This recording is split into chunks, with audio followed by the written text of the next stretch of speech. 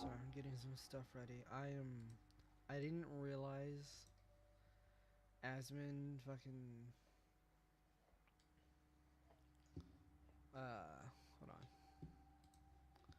Reacted to this, and I'm really curious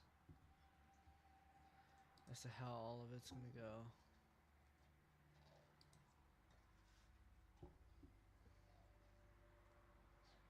I'm just trying to make sure.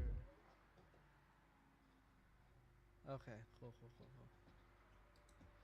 I want to see how I sound. Okay. Really curious as to how all of it's gonna go.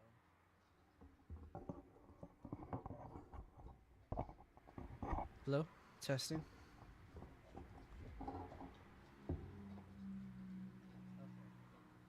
Hello, testing.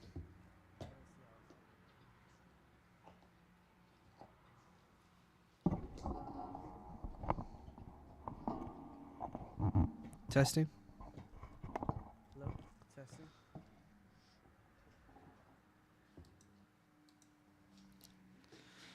Sound check. Hello, testing.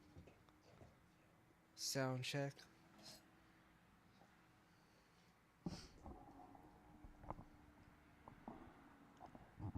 Testing. Wow, this is really behind. Sound check. Hello, testing. Sound check. Okay. Hopefully it doesn't pick up me breathing too much. I heard it in the last thing, and I was trying to fix it. I didn't know I breathed loud, but fuck it, whatever. But I'm really curious about this. I need to watch this. All right, fuck whatever. Deal with the stream. I don't care. We're gonna watch this. Hopefully it doesn't. We're gonna watch this. I am so curious. The last thing, and I was trying to fix it.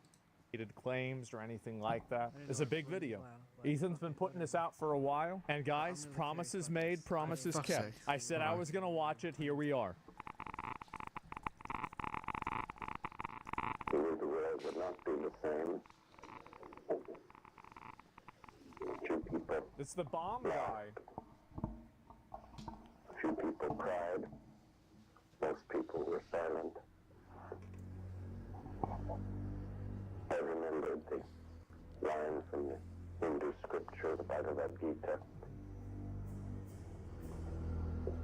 Vishnu takes on his multi-armed form. I thought only Shiva could do that. Now I am become death, the destroyer of worlds.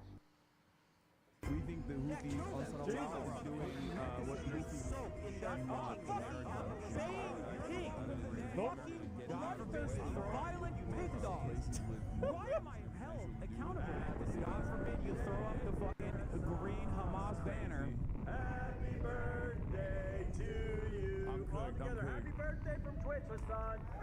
They really messed up making him that birthday video, man. Yeah. Jesus, that was bad. Yeah. See, here's the interesting thing, right? I'm really curious because I heard that Asmon wasn't supposed to do it, right? He didn't want to react to any like French drama. I don't know why he said that. Don't agree, right? Whatever.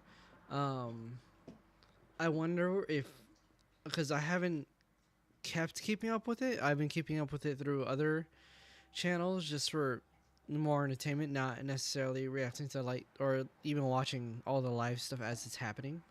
But I'm curious why he's doing this. Because this was only 5 days ago. That was the 8th. And when did the... Hold on. When did it come out?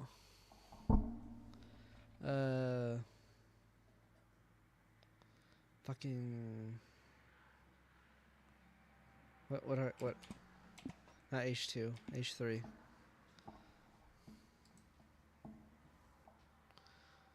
$13 days ago. Okay. Not too much longer ago. Living with January 31st. Okay. He waited a bit. I'm curious why. Or why he's doing it now.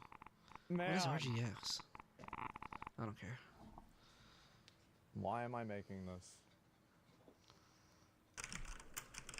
Oh, hi there.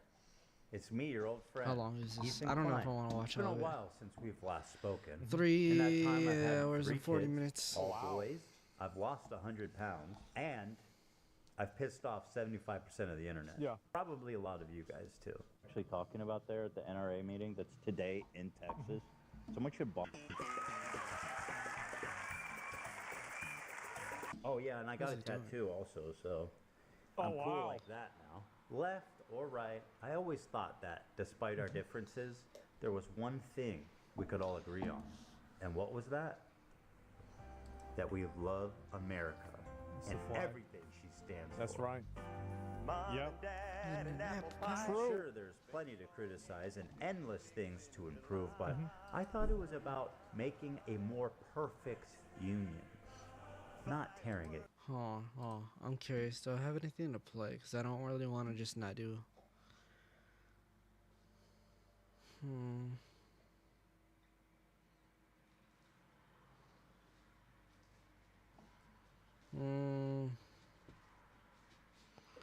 Nah. I can't run Black Myth and do this at the same time. I know that for sure. Fuck it. We're watching. We're just straight watching. Sorry. The thing is, there's something kind of scary brewing in America. Communism. Uh-oh. That's America to me. That's a nice shirt. I started a show a couple of years ago with my When acquaintance do we get to the Hassan Piker. You might remember him from Leftovers. such classics as America deserved 9/11, dude. Fuck it, I'm saying it. Yeah, kill them. Kill those motherfuckers in a video game. Sorry. Holy shit. That's not what I said. You dumb cracker bitch. and of course, the Leftovers podcast, which was our That's show, right. which we made broadly. Well, I Rich, remember fair this enough, show fair happened, enough. and people Yes. really liked it. It's crazy that that went so wrong. Goof on the antics of the right. Now, to be clear, Oh, I knew about no. all these edgy and controversial Yeah. jokes at the time we made the show together. 46? Because who am I to judge? Here is Yeah, Ethan sure. Klein being a delightful human being.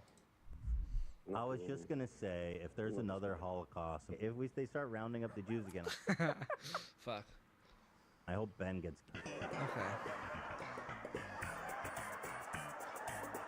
Oh, He wait, hold on. presents himself as someone like me, a left-leaning Yeah. Democrat who supports basic things. And we went on making the show for about 2 years, and everything was good. Everyone was having fun. The audience. Capitalist party, Yeah. which would surely exist. Where's the- Powerful federal government Hold on, Tibet was a separate thing.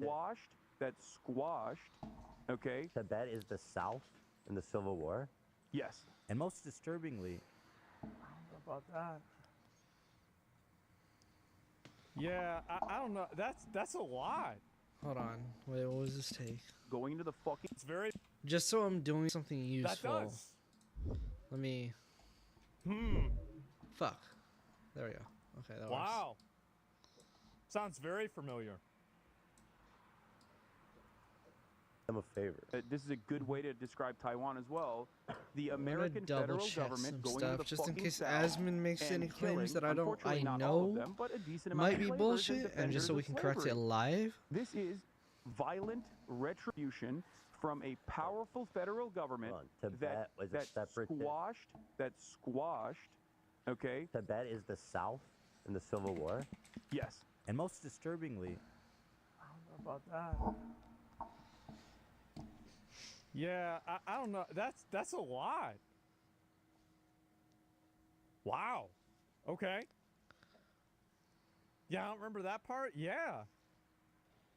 a complete whitewashing of the Chinese genocide against their Muslim minority group, the Uyghurs. Don't they have Uyghur death camps? Is that It's not a death camp. They were All right, let's check out this weird death camp. I'm curious. It's not a death camp. Yeah, they die in the camp, but it's not a death. It's not for the purpose of killing them. It's a just Uyghur, this not supposed to be a happens. live camp. Okay. re-education camps, Yeah. and they are no longer in operation, is that according true? to the Associated Press. Okay, hold on. I got an article. China has been accused of committing crimes against humanity and possibly genocide against the Uyghur population and the mostly Muslim ethnic group in the northwestern region of Xinjiang. I hope I said that right. Goddamn. Human rights groups believe China. What do we have? Oh. China has detained more than 1 million Uyghurs against their will. Sorry. Over the past few years in a large network of what the state calls re-education camps and sentences hundreds of thousands of prison terms.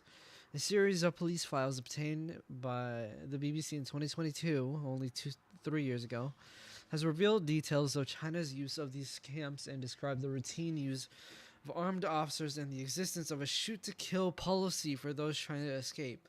The U.S. is among several countries to have previously accused China of committing genocide in Xinjiang. The leading human rights group Amnesty and Human Rights Watch have published reports accusing China of crimes against humanity. China denies all allegations of human rights abuses in Xinjiang. The Chinese government, speaking after details of the Xinjiang police files were published, said that the peace and prosperity brought to Xinjiang as a result of its anti-terrorism measures were the best response to all the lies or whatever. China denies all allegations of human rights. Okay. The Chinese government speaking after the... Let me look these up real quick. I'm trying to contribute. I don't want to... I really don't just want to watch the video. I've already seen this video. Or not Asmon's, but I've seen Ethan's like a handful of times. And sometimes when I'm at work, I listen to different people's takes on it because it's like I have a long day, so may as well. But I'm curious. But because no one really ever just looks it up midstream. In fairness, they're trying to react, they have an audience. I don't have an audience, so fuck it, whatever.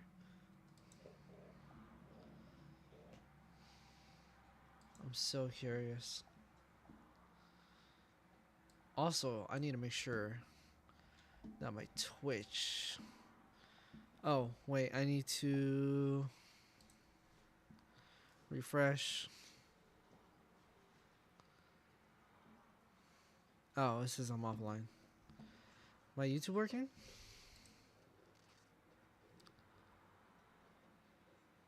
What am I streaming? Okay. Okay, my YouTube is working. Hold on.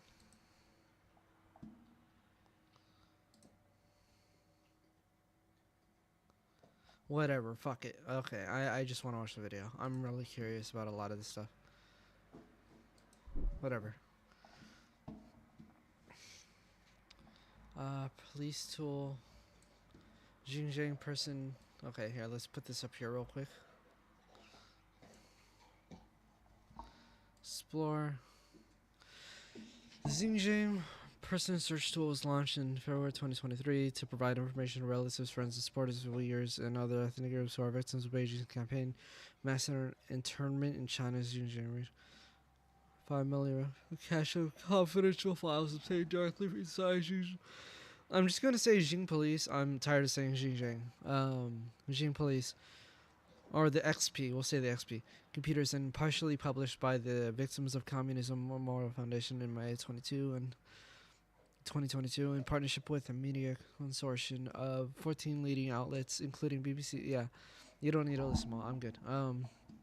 The files and search feature contain information of approximately 750,000 persons from 48 X counties, drawing from over 11,000 spreadsheets from the files. Of these, 290,000 are from, I don't know, Kanashur and Kashgar. Okay, we're getting to words I don't know.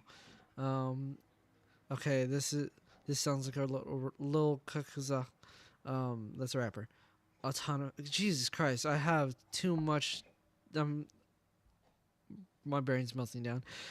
You can search using a person's ID number or name. Search results are the raw output information from blah blah blah. Okay.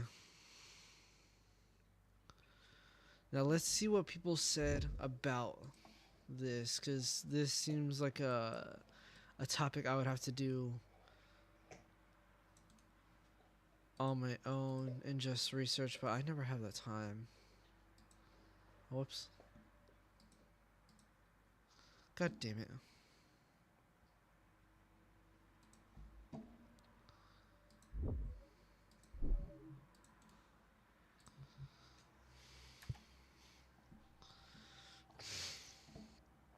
want to see articles on it.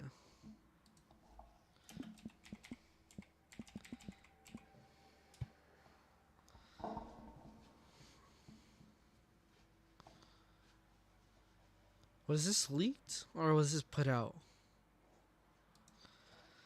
Let's see. This is 2020. I'm not looking for that. This was released in 2023. Human Rights Watch. China phone search program tramples Uyghur rights.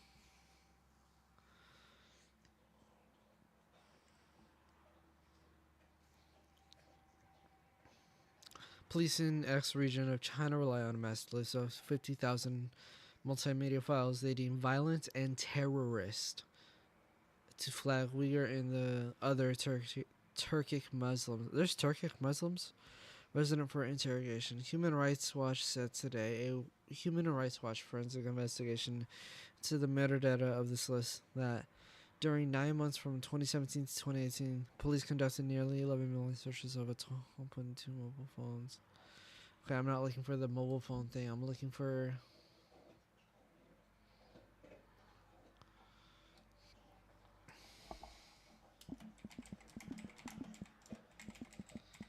Did no one cover this? What's the response to this?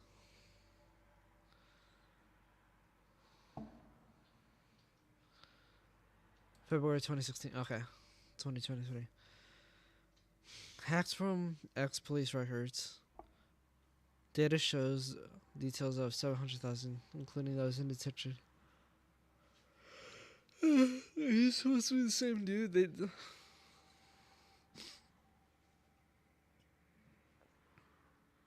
Before you eat tacos, after you eat tacos.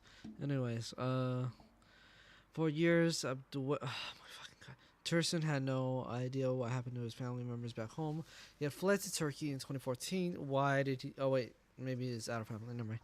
He had fled to Turkey in 2014 as Chinese authorities cracked down on the mostly Muslim population in the far western ex-Uyghur autonomous region, supposedly to suppress terrorism and religious extremism. Living in Istanbul and working as a trader, Tursun 39 would scour social media for news about people back home, but almost always came up empty. But earlier this month, he discovered an amazing search tool, the XP Files person search tool. By typing the names, he could see mugshots of several family members and neighbors in his hometown, Tashmilik, in Konashir County, and find out their detention status, reasons for detention, and prison sentence. And where is this place? I'm really not familiar.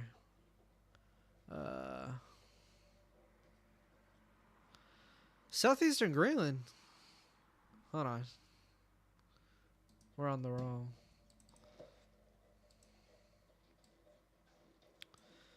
Cause I'm trying to break the pieces of the puzzle.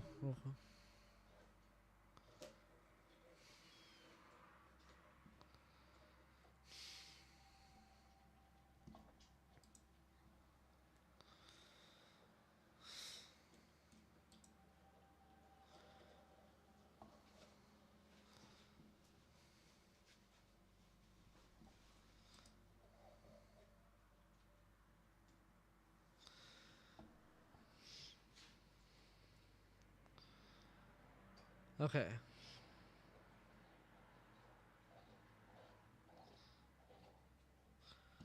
I'm sorry. I'm out of my depth here, but fuck me. God damn it. Okay. There we go.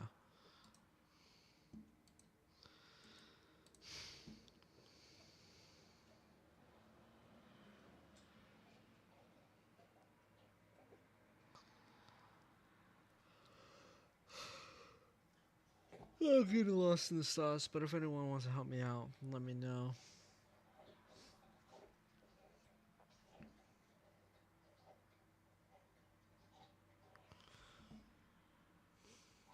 Oh, I'm gonna have to do. Hold on. I'm gonna create a little notes thing on my computer, because this is a whole Another mess that seems interesting, and I really want to know more. Oh, I forgot about these books. Okay. I'm gonna put this on my second monitor. So look up Jing. Jang.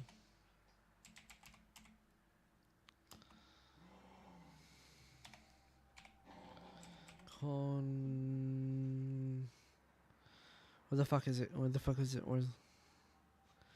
Because I'm getting lost. There's too many areas I'm not familiar with, and I really I need to update myself. Because I just wanted to verify if what was being said was accurate or true, by who and why. Where was it?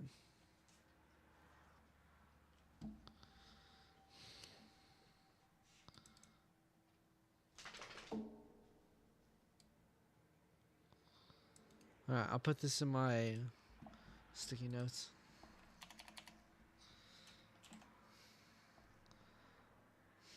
Alright, and I'll definitely keep this tab open just for later. Let's keep going.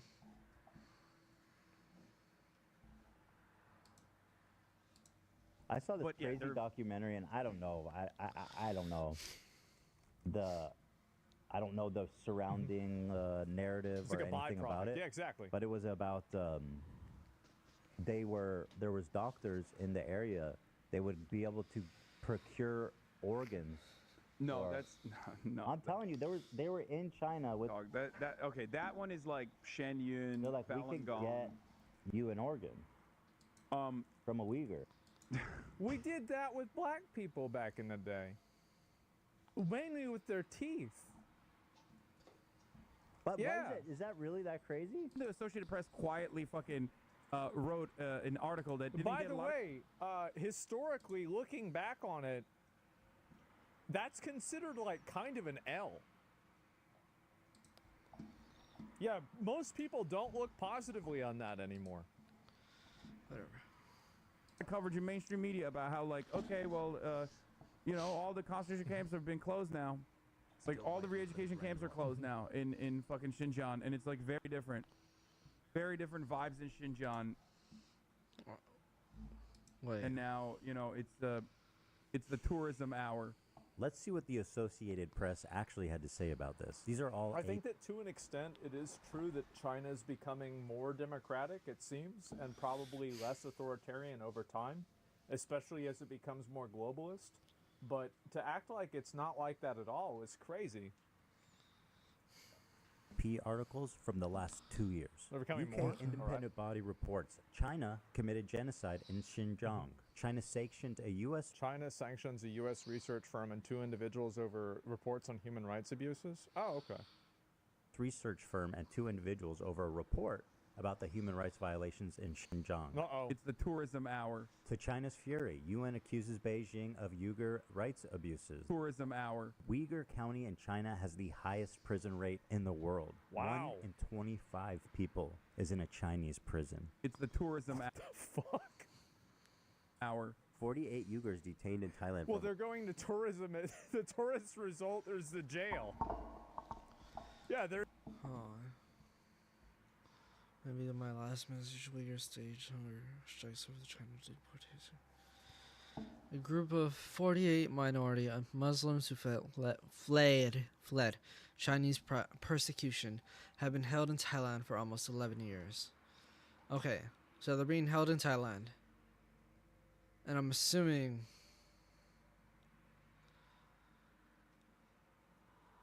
fled Chinese persecution, being held in Thailand. Okay. I'm trying to figure out where everyone is. Holy fuck, this is so complicated. Okay. There you go. This may be my last message. Uyghurs stage hunger strike over China deportation. Oh my god. Oh, they're detained in Thailand. Almost 11 years on hunger strike to protest their imminent deportation to China, where they face imprisonment or execution. Okay. Not only does this AP article seem not to exist, Reading the AP proved exactly the opposite. Hassan has happily eaten up the Chinese propaganda on this and has regurgitated it. I gotta remember, I'm here for specifically Asmon. Because right now, or at least I've been a long time fan of Asmon, but depending on who you are and how familiar you are with him, which if you're watching me, you're watching him. You for whatever reason, he is for sure gone down like the super right wing pipeline. I don't know how. Actually, I take that back. He's from Texas, so am I. So I understand. But like he's retarded sometimes. That's for sure. To his mainstream audience. Why is he defending China's genocide of their Muslim population? How does this even make sense? It only makes sense. It doesn't seem like it's a good idea to me. If A, he's being paid, or B, he has the political complexities of a 5-year-old. I know America Bad is a meme that people laugh at online, but with Hassan, this does actually seem to be the beginning and the end of his analysis. 2 principles. Let me explain to you 2 principles that you should keep What is with you, Asmon? coming from a person who's Goodness Turkish, okay? sake. When you look at a situation in the Middle East, you look at what the local government is and who the Western forces are. Never align with the Western forces. So when I look at other countries, I look at the regional actor, whoever the regional power player is, and then I look at who is backed by the Western superpowers. That's a principle. I would say the people that are wrong are the people that target and kill civilians. Okay, fair enough. Yeah, Thank you, and in Asmon. some cases, that's both groups. Thank It's you. really not that complicated. Okay, thank God. Principle I that you can appreciate take home with you. If you want to actually be thank God. moral, or if you want to be smart about Yeah. the way you analyze other countries, that's one basic principle that you can take home with you. Hold on, give me All one of second. a sudden,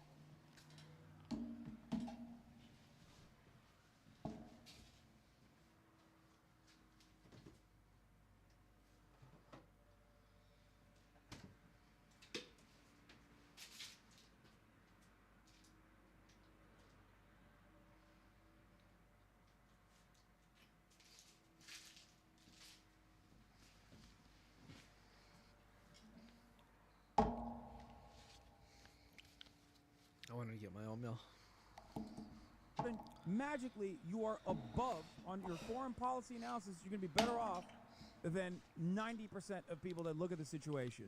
After seeing all of this, I was already getting uncomfortable with our There's a degree of that I kind of agree with, that like the U.S. shouldn't be involved in like, fucking around in the Middle East. But like to act like the people that are there are always doing the right thing is kind of a little bit simple, right? It's obviously an oversimplification. Okay, that's fair. That's fair.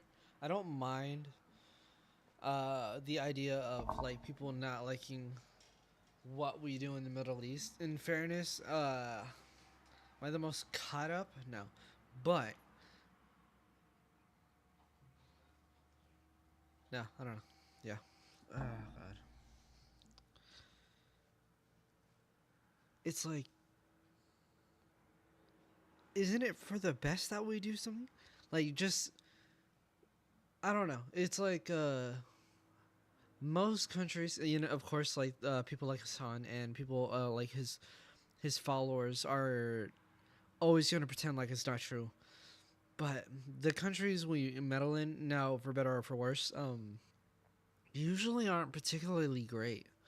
I'm not like, people say we shouldn't have been in Afghanistan, right, or Iraq or whatever the fuck. But like, I don't know. I'm not saying we were there for the right reasons either, but if there was a way to go and improve it, that would be better.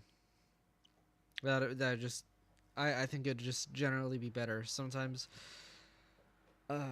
just the cultures aren't particularly great, if you know what I'm saying. That's all. I started to wonder if I had any idea who this guy actually is. And then this happened. Oh, here we We have go. breaking news out of Israel this morning, where Hamas has launched a surprise attack within Israel's borders overnight. After the shock of October 7th, I noticed a huge increase of anti-Semitic comments from Hassan's stream and Discord. including from his head mod. I was disturbed that Hassan was seemingly okay with this.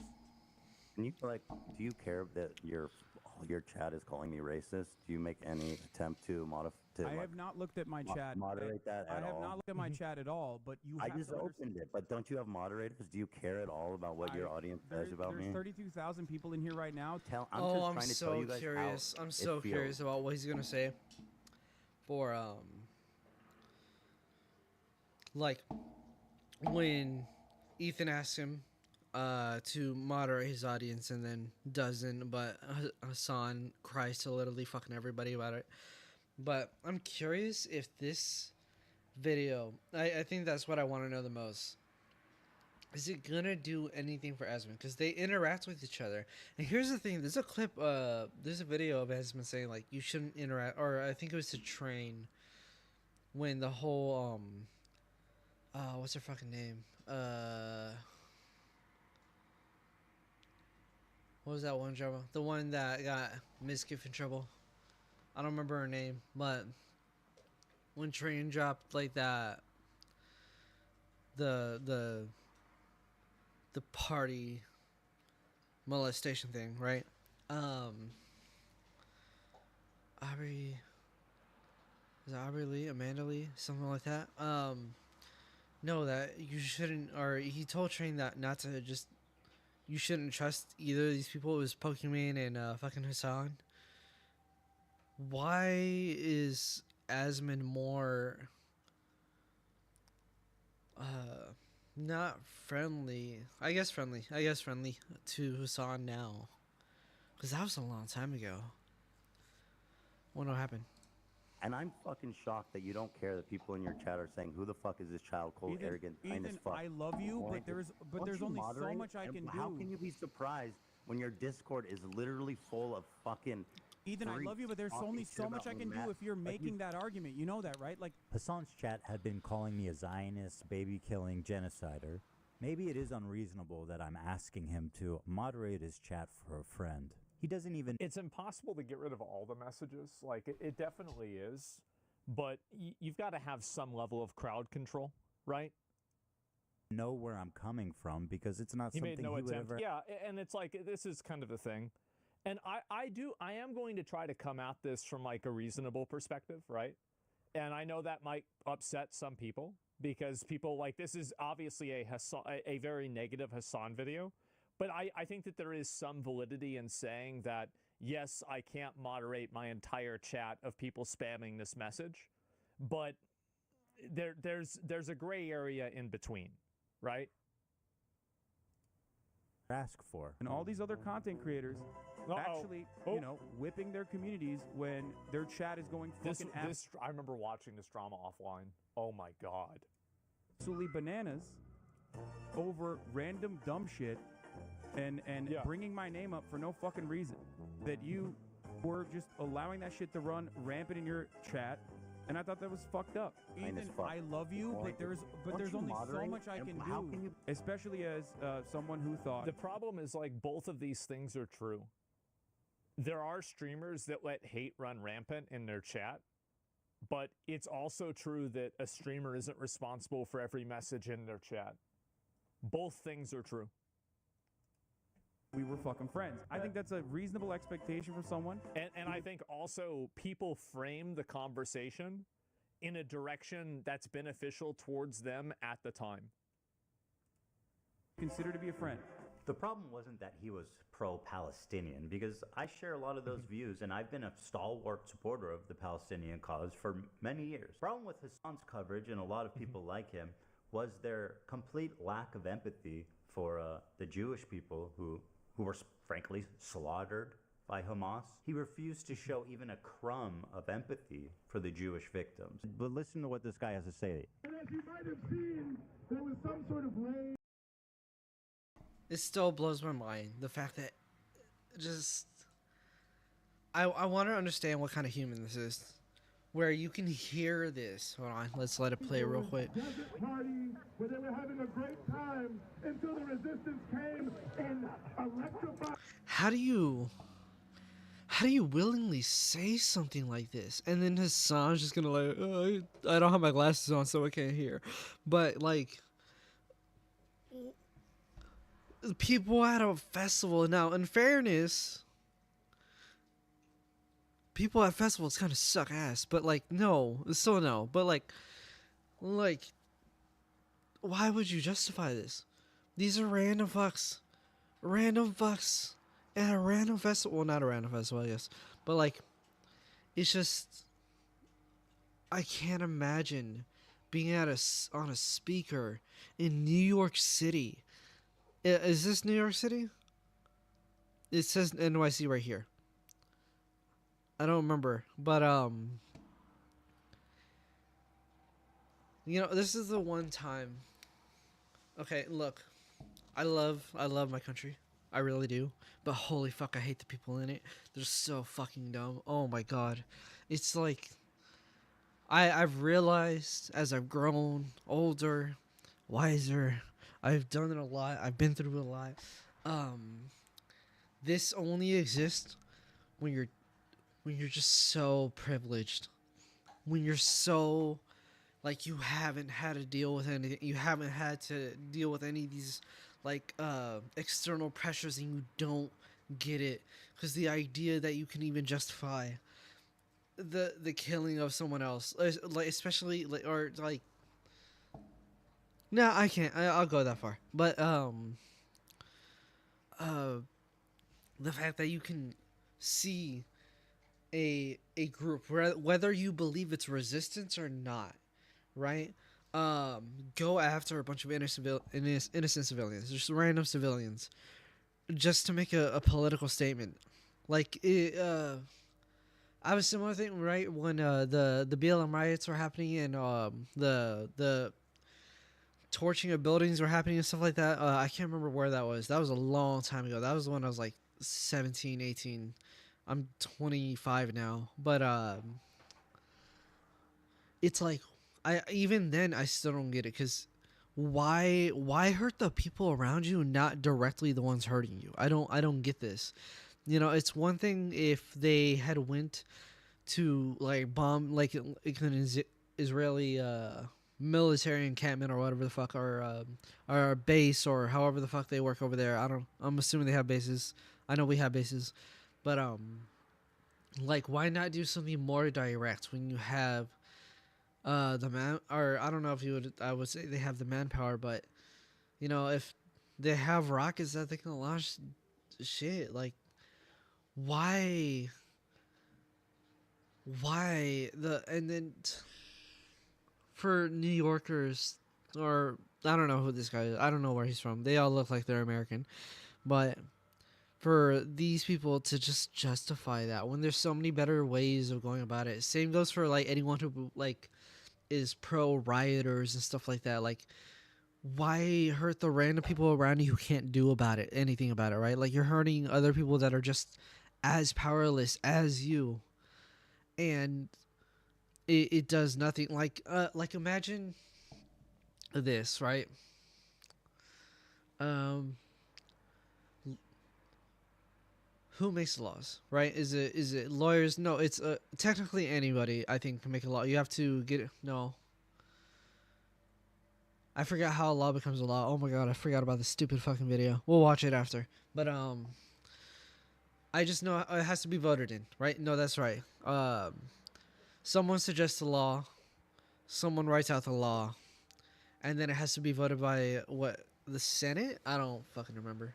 But one of those branches into government, right? Like, there's all these other people who can do that.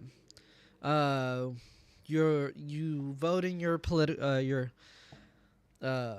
political representatives, right? But no one wants to make the effort to, because everyone believes it doesn't work.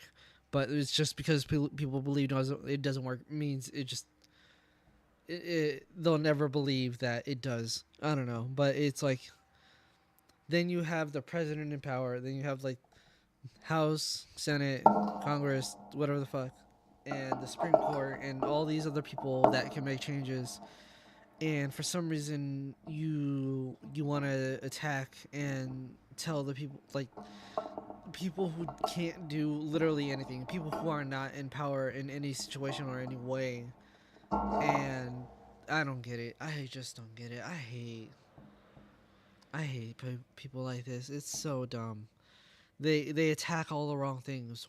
Why support a resistance group that would um just kill a bunch of civilians? They would kill you. That's the thing.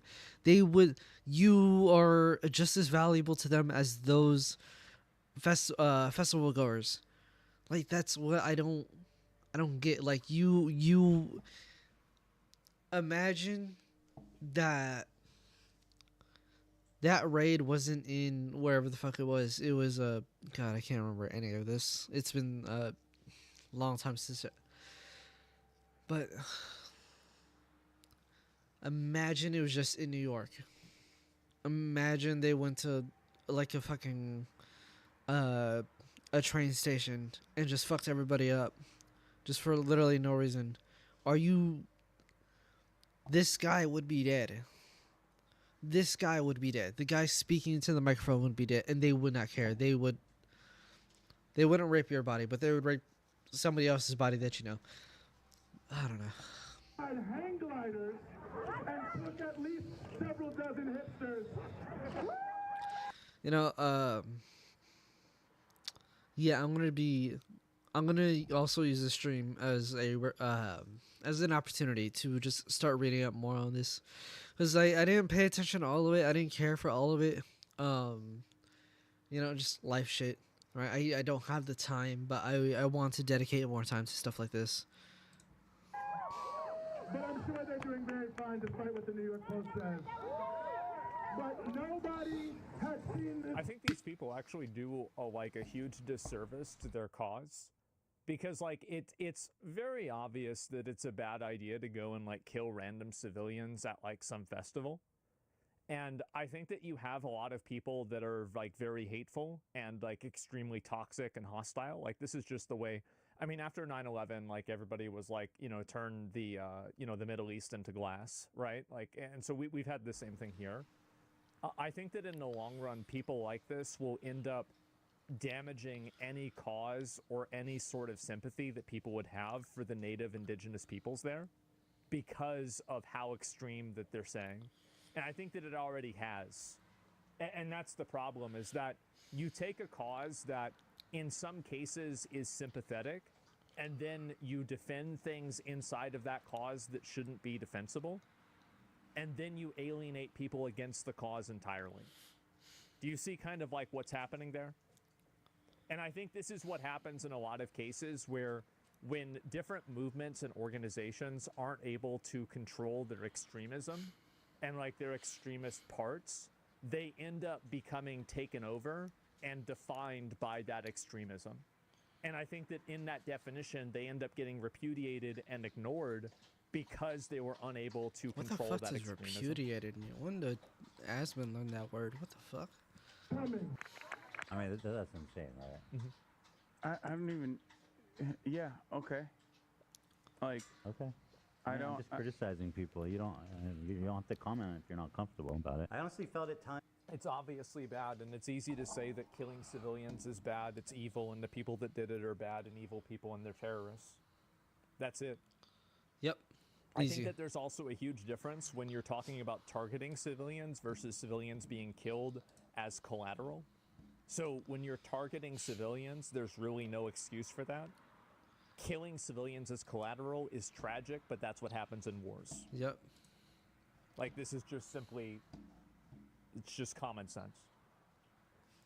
Hold on, That he and his audience barely thought of Israelis as humans. But this dude just called babies. No, I understand. And there are baby settlers as well. But there are baby settlers as well. There are babies in the settlements. Part of running defense for Hamas is downplaying the violence specifically. Yeah, the thing is that the problem is, like, saying that there's babies in the settlement is, it's not bad on its own, but it's bad when you create a framework that settlers are bad, and settlers, because they're bad, it's okay.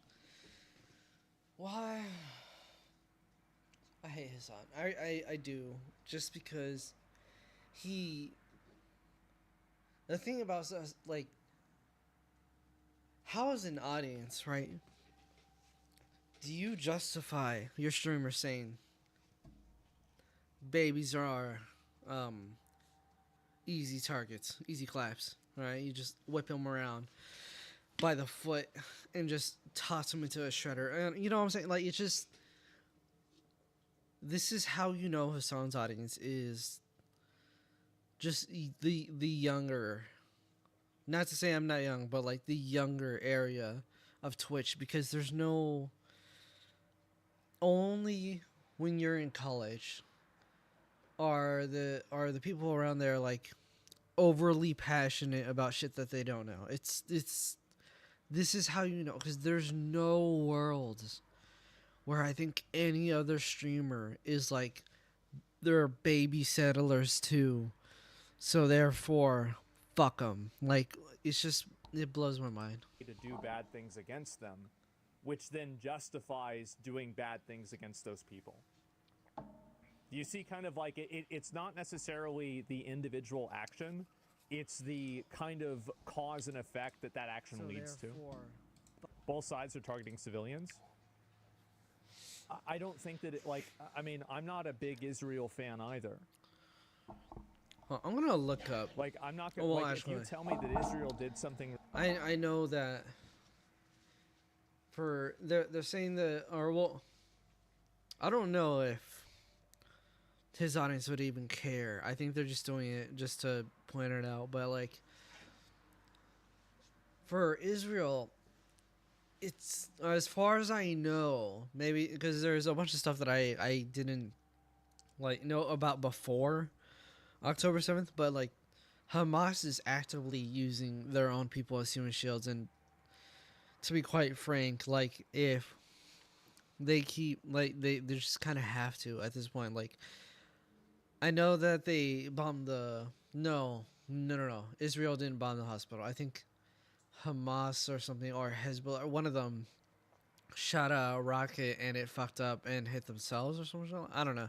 But like, I know that Hamas was using schools and public places and stuff like that, and hospitals as underground, like bases and shit like that. And like, what else are you gonna do? What, like, it sucks. No one likes it. No one's happy about it, but you have to, especially if, like, let's say there's a politically important leader in that area, and you know that, you have to. It's just, really bad, I'm not going to say, oh, well, but it wasn't that bad. No, I would say the exact same thing. That's it, well, like, it's not, well, like, Israel isn't, like, what I'm saying is, if they do or if they don't, in a theoretical circumstance, if they did, I would massively condemn that. That would be evil. It would be horrible. It's so easy to it's so easy to be reasonable about this, isn't it? that's what I don't get about Hassan, is it's so easy to just chill the fuck out. Why go so far? What's making you commit so hard? Because I feel like I don't know which came first, the chicken or the egg, right? Which came first, Hassan's audience being absolutely getting livid at anything that they don't so much like 100% agree with, or Hassan going so far on every point that it's radicalized his audience into being extremely upset if he doesn't say anything. That's like, if he gives any leeway, all of a sudden he's bad. You know what I'm saying? So like, he can't just say, damn, that's fucked up. But no, he has to pretend like he doesn't hear and see the person celebrating the raid on the festival. Like, why he has to say baby settler, I don't understand. It's just, there's so many ways you could go about it smarter, and for some reason he has chosen not to do any of them. And here's the thing about Hassan's audience, right? Is like, this is how I know his audience is like really bad, because I wanted to see his Black Myth Wukong gameplay, right? And his audience is unbearable. Unbearable to even see while he's gaming. Because I was just a big fan of that fucking game. I love that game. But it shows throughout everything. So I'm wondering if his regular streams, because I haven't watched any of them, or I've tried, I think. I don't think recently. Actually, no. But I know when in like 2020, let's say, I think I tried to watch a Hassan stream. It was always like overly something was wrong with him. Like not even Hassan. I'm just saying his chat it's a being of its own, but no, his chat sucks even when he's playing a fucking game, and not even talking about politics. So I can't like they bully the fuck out of him. So I'm wondering like who started this? Was the chat just on its own becoming a giant fucking beast of itself? Or did Hassan go so far that it radicalized, plus his chat's a pain in the ass, that now he can't back down from literally anything, to where he can say babies are settlers too and imply that they can be killed as well? Like, How is it hard to be reasonable about this? exactly. Thank you, Yasmin. The sexual violence, which he's done a lot of. Doesn't matter if fucking rapes happen on October 7th. Like, that doesn't change the dynamic for me even this much. So that's the other part of this problem that many people that can't contend with. Like, the Palestinian resistance is not perfect. They're not like... I don't think it's really like it's you're not resisting somebody. Yeah, when you're not you're resisting raping, if you're like, going after them. It's like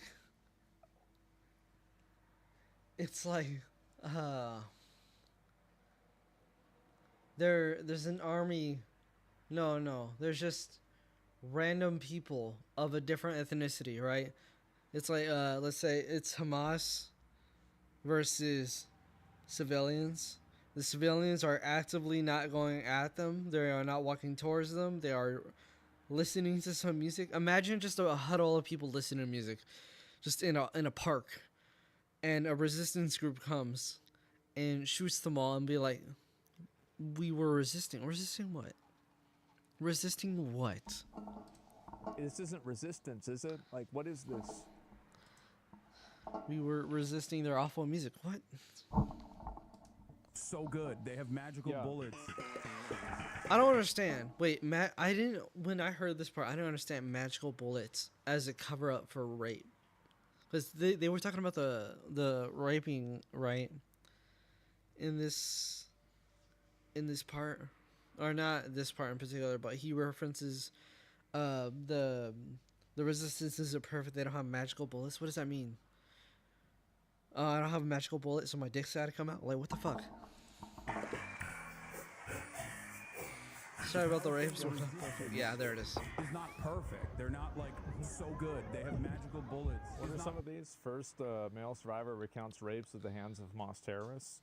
They pin you to ground if you try to resist. They take off your clothes, laugh at you, and spit on you. Sounds pretty bad. Perfect. Holy shit. I mean, I could easily see this happening, right? I mean, like, this is what's been happening for thousands of years, right? I mean, like, real, you could easily expect this to happen. It's been happening forever.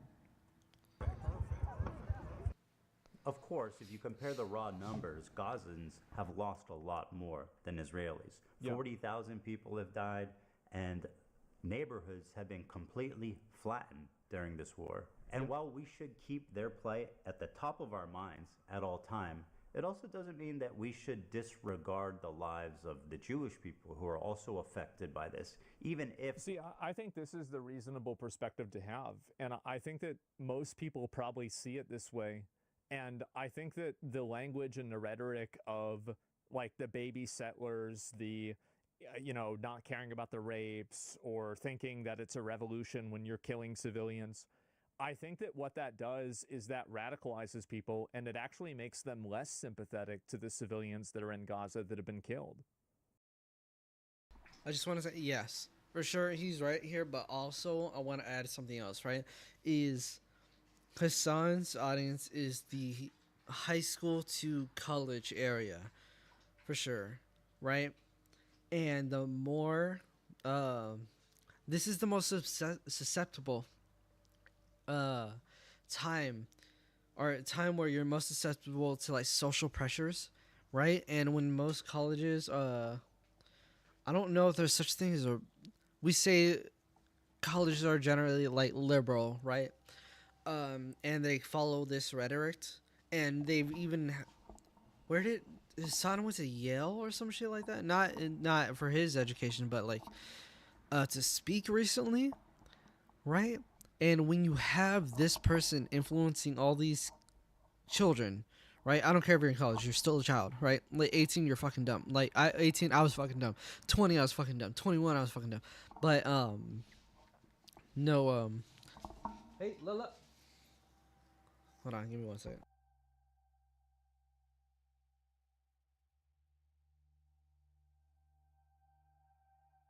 No, but when you're radicalizing that area, right? Because like, no, in fairness, Twitch, like I don't think they have like the most, but I know some of the bigger streamers can go from like 10 to 40,000 live viewers, just average, right?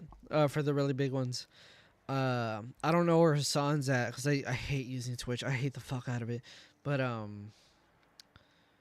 even if it's 10,000, let's say, or maybe like 20, I am pretty sure at some point he was hitting 20 average, right? That will spread, especially because the areas which he influences most likely, I would assume, predominantly hold his beliefs, or at least similar something, or of something of similar sort, right? And given that, it makes the Overton window, right? Something easy that it can slide into his favor. So the more and this is why Ethan brings up the pretend less stream, pretend like you're less extreme than you actually are, and then radicalize them slowly. Point up. That's why he brings it up, is because he can do that now, right? Is he already has the susceptible youth to peer pressure and loudest mouths, right? And they'll just kind of go with it, and it's very easy to influence a lot of people. So even if it's only like 10,000, most of these people are in high school, most of these people are in college. So if you got like one group that has like some sort of dominance over like others, or the whatever the hierarchy is, right? That can influence others, it will slowly become the popular take. They won't even think about it, of course, because when you're in high school, you don't think about jack shit. But the same goes for college kids. Well, kinda, but like, it's a very easy thing to just slowly radicalize them more, make make the norm the radical, or the radical the norm. It's something that, this is why Hassan's a problem, generally. I think it makes people way less sympathetic to it. And I feel like it's been massively counterproductive. And like, after seeing this happen over the year, I've seen how people's perspectives has changed and shifted, and I think I think it's observable that that's happened. They're hurting their cause. They are. They're hurting their cause. For sure. Their suffering on the whole is not as great. Some of you may know that I'm an Israeli dual citizen. My wife is Israeli, my kids are half Israeli, and my entire in-law is Israeli. I lived there for 5 years, and I grew a closeness with the country and its people. One of the biggest issues between me, Hassan, and his community was that I am in favor of a two-state solution, while they are in favor of a one-state solution. Their theory is that after the October 7th attack, Israel should just dissolve its borders and let Hamas enter Israel unrestrained. What do you think Israel should have done in response to October 7th? Instead of indiscriminately bombing Gaza, I think the first thing I to do... wonder what would have happened. Like, I mean, let's ask the obvious question, right? What would have happened if Hamas had done that to people in China.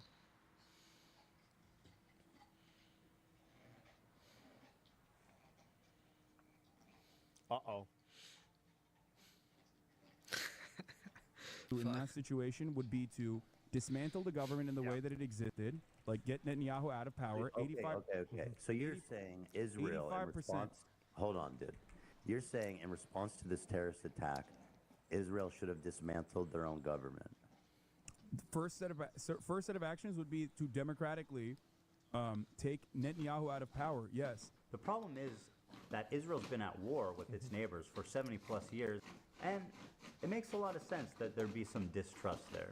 Is it really insane to think that Jews, as an ethnic minority in Israel, would not be safe? After all, Israel is a country of refugees.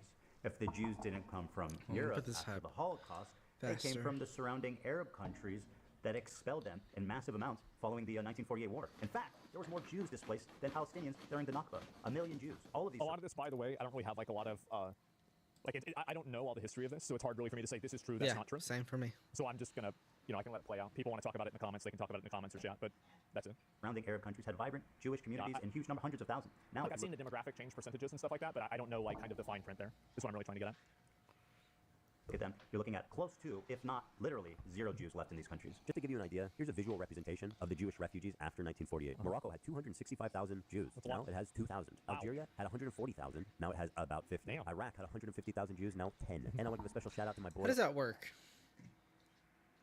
Where did they go? Because I'm assuming either they left or were killed for whatever reason. Just by default. How do you log only 10 people? Why do you even do that? I don't know. It's weird. I don't know. I was thinking about that, especially for the Afghan Jew.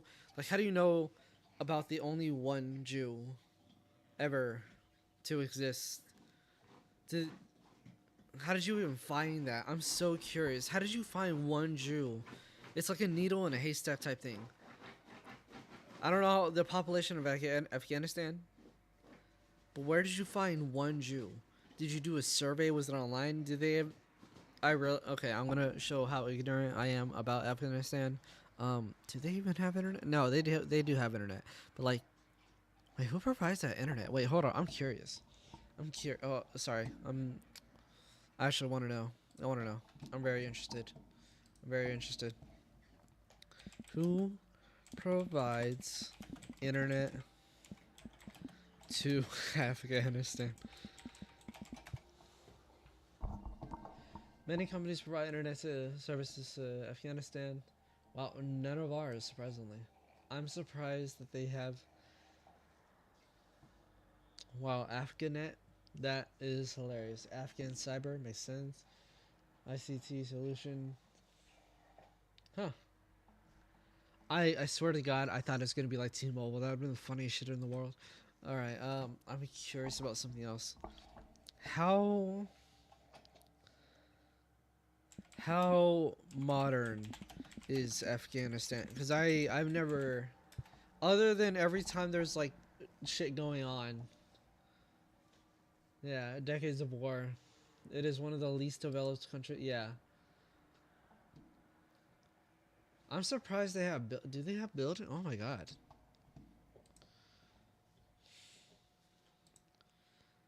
They have more buildings than I thought. I'm gonna be entirely honest. I don't know if this sounds fucked up to say, but honestly, I thought they're getting probably like bombed too much to ever like even have a house. Like, you know what I'm saying? Like this, I wasn't expecting. This looks nice. I could go to Afghanistan just for a little bit. But you know what I'm saying? As the average American. Thought it'd be sand. And sand dunes and sand igloos. Over in Afghanistan, one known Jew. How does... Yeah. I mean, aren't you kind of like giving away his position, man? Like, damn. They haven't found him yet? Yeah, like, what the fuck?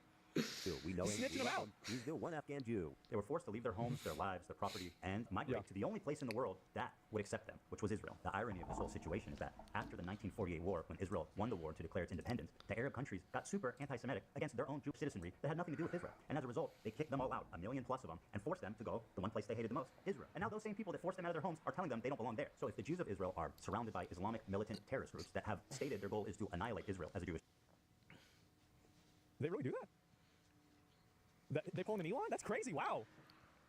state, and considering the historical context of Jews being pogromed from Arab countries, is it really that crazy for them to not feel safe as an ethnic minority, even a little bit? And that's pretty much the entirety of our disagreement. Despite what you've read on TikTok and Twitter, I've donated $6,500 to a Palestinian charity after the war started. Hey, Ethan Klein, thank you for the dono. Ethan Klein gave $6,500. My goat. Thank you, Ethan. Condemned Netanyahu as a war criminal. They're led by Netanyahu, who should resign in disgrace and go to prison for being a war I think this is what the problem is that a lot of people, I think, are sympathetic to Palestinians, and I don't even think that a lot of people like Netanyahu either.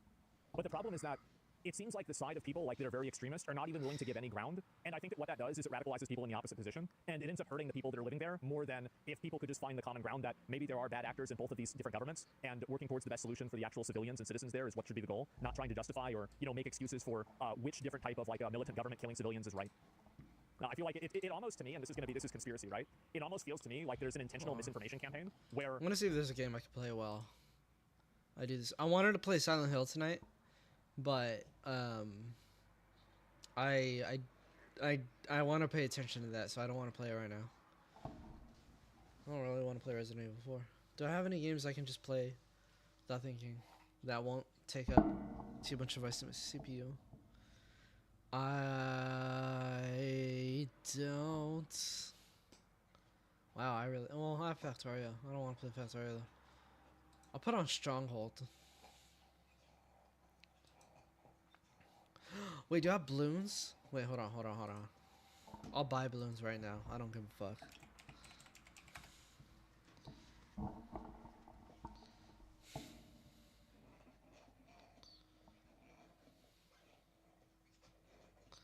What is the highest rate of balloons game?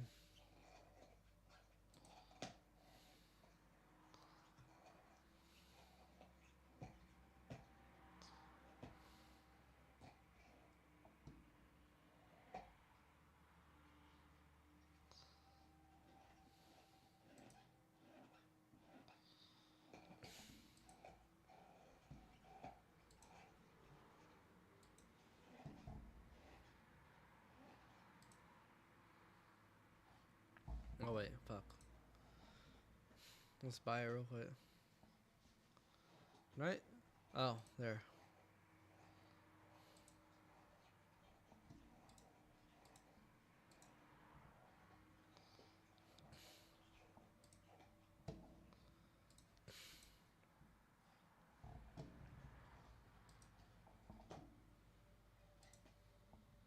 Oh, I'm downloading balloons. Hopefully it won't fuck up the stream. People's perspectives in order to prevent people from seeing that there's very obviously a huge problem here.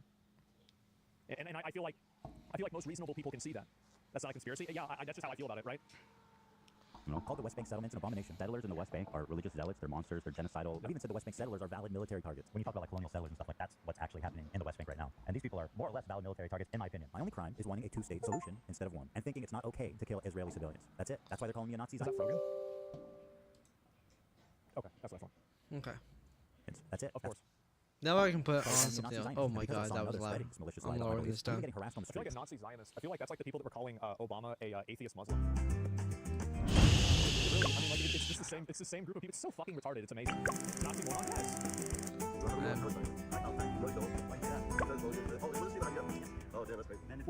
Well, he's. Yeah, that's terrorism, though. That's sad. Go back, guys. Get declined for your ugly fuck, bro. Your ugly as shit. You look like a rapist. You look like a fucking rapist, Ethan. Who does this over the internet? By the way, my understanding is that there's like mandatory military service. It's like 3 years for men and 2 for women if you're an Israeli citizen. So like being in the IDF isn't like some sort of. Oh, you know what? If you live in Israel. That's kind of progressive, I guess. Only 2 for women. Fuck. You are compelled to do that. Like you have to do that. It's not like she signed up. She's like, I hate Palestinians. I want to go and kill them. You had to do this. Go back, guys. Get declined for your ugly as fuck, bro. You're ugly as shit. You look like a rapist, bro. I'm tired of all these coward Americans in the South trying to act like they're so tough. Oh, I'm American. You don't even run your own country. You don't run your own country, bro. Oh, let me guess who runs the country. Let me guess. You don't love your own country, a foreign country. In Israel, love. I was never gay. Now, I'm not going to say the name, the group that the doctor was a part of. Oh my God, bro, I love you. Can I give you a hug, bro? I'm so sweet, bro. I love you, bro. I'm so sweet. I love you, bro. I This guy's a hustler, you're my hero, bro. I love you, bro. You're the coolest guy in the world, bro. Which is like, and the problem is that, and this is kind of what the issue is that I think that there are a lot of reasonable Americans that do have a lot of criticism for how much the U.S. pushes Israel and how much we support Israel. And the issue is that I think extremists like this guy here alienate people who have a reasonable perspective on that and a just a moderate perspective on that, and they turn it into like some kind of like weird fucking anti-Semitic, bullshit, basically. Okay, 3. Yeah, I don't know. It's like for people who kind of indulge in the fucking conspiracy theories, just never take them seriously. It's just so. It's fun when you're younger. It's fun just for like a hobby. Like if you're just someone who likes reading them. We all know that the only one that's real is MK Ultra. Other than that, it doesn't matter. I don't really give a fuck. They probably don't. No. 2, 1. And funny thing about do me. you see my point though, right? About how these people's extremism ends up being counterproductive to their goals? Because like that's what my point is with like all these things. I don't like terrorism. I don't like terrorists. If they're Jews, Christians, terrorism Muslims, is. Can we they're all get in the bad. chat for What is terrorism? It's intentionally targeting civilian population for political goals. Yeah, that's bad. I don't like Wow. it. None of it. And over time, I started to learn that my co-host, he really likes terrorists. They're very musical people. I know. Are you being serious? Dog, wait, look. You think I made this? I've never seen it, but I've seen this done. Poor Nick. Poor Nick. I He has know. no idea. It sucks because he's just trying to. I don't know if he's trying to pressure him, and this is what I mean by just even people are usually just generally susceptible to those they're surrounded by, right? Like if he can get Nick to kind of even put a little bit of give on or leniency towards this video or like Hezbollah, Hamas, or whatever the fuck, right? If he does that, if he can get Nick to do that, he's validated his Hassan's whole audience, and he's let and opened the door just a little bit for his own audience to go and see what Hassan's doing. But what I like about what Nick does, even though I wish he had just left, is he just makes it simple, right? When Hassan told him that Hezbollah was a designated terrorist organization, he was like, terrorist bad, easy. Didn't cook out to Hassan when he tried to defend them or whatever the fuck.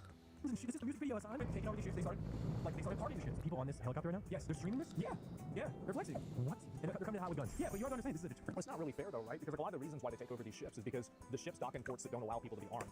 So like, I don't really think this is really like flexing on them, because it's like you're basically like, I mean, it's like you're pay to win, flexing on free to play. Like these people don't even have guns. It's not even a fair fight. I'll always love the fact that he'll always be able to relate it to a video game. Free to win and play to win. Yeah, or pay to win. Yeah, it's like they're kidnapping. I fucked up that whole sentence. Oh my god. Wow. We think the Houthis on Spot lobby, yes. Oh, hey, what Houthi would do? You should tell them that Hezbollah is a paramilitary organization. Do you like them or no? I don't have an issue with them, let's just say. But they are a terrorist organization. Like they are designated by the American state as a terrorist organization. I do not like them then. Well, he is regarded as a pretty brilliant person. Yeah, it's kind of like you don't need to like, and the thing is that this guy, I will give Hassan credit. Both Hassans here. I've heard this guy speak. I think he's pretty smart too. I might disagree with him. I might think he's wrong, but he's a well-educated, smart guy. It's the same thing I said about the Nazis. He was. Oh yeah, they killed this guy. It was like what, 6 months ago or so. Are you kidding He sounds me? smart. Yeah. Nothing gets past my bow. No, here's what I always wonder, and I wish I could pick more brains on. If I had like a sample size, or you know what? Actually, I may do this, where I just interview potentially really smart people, maybe college professors. I don't know. I'll look at the ones local. That might be a video. And interview them on not necessarily what intelligence is, but one, how someone can be well read, right? And how, like, let's say a group of people can be well read in one area. I'll try and like come up with like a group of let's say even internet people. I don't know, maybe something more local to American politics, a group of people who should generally know the same things and come out with different areas or like outcomes and stuff like that. Because like, in fairness, I don't know what Nasrallah has read in his life. I'm assuming if they're all saying he's well educated, that doesn't really mean much. But if he is, how he could even want to, I don't know. It's just, I'd be curious. I'd be curious to interview people who do papers, I guess, on, would this be a sociological study? I don't fucking know. I'll figure it out. But if I figure it out, I'll make a video on it. I will do it. I will fucking do it. Remember, so the first time that I heard about this guy is whenever I played the game Twitch or Terrorist. And I kept seeing all of these comments that were like really well spoken, and it was from this fucking guy. And so I was like, who the fuck is this guy? I like that. Who is this guy? So I looked at some of the stuff he said. I'm like, okay, well, yeah, I can see that. Yeah, well, he's well spoken. Yes, that was the worst part. Is that in the I Twitch forgot about Terrorist the thing, Twitch Terrorist if the thing. comment was very well spoken and it was like informed by like historical context, I'm like, oh yeah, it's this guy that probably said it. No, I do know. It's like, 1, it's where you're born. 2, it's your culture. 3, it's like, it's kind of I would assume it's the same thing that even like, the college youth is susceptible to, where they just kind of, it becomes popular, it becomes domineering, and it becomes something that you can't, or at least publicly, locally, it's harder to speak out against, especially if it's in your friend group and stuff like that. I would assume it's the same for Nasrallah, but his is a much more hardcore, extreme upbringing, I would assume, because he's not American, and Americans are privileged as fuck, and they still can't like,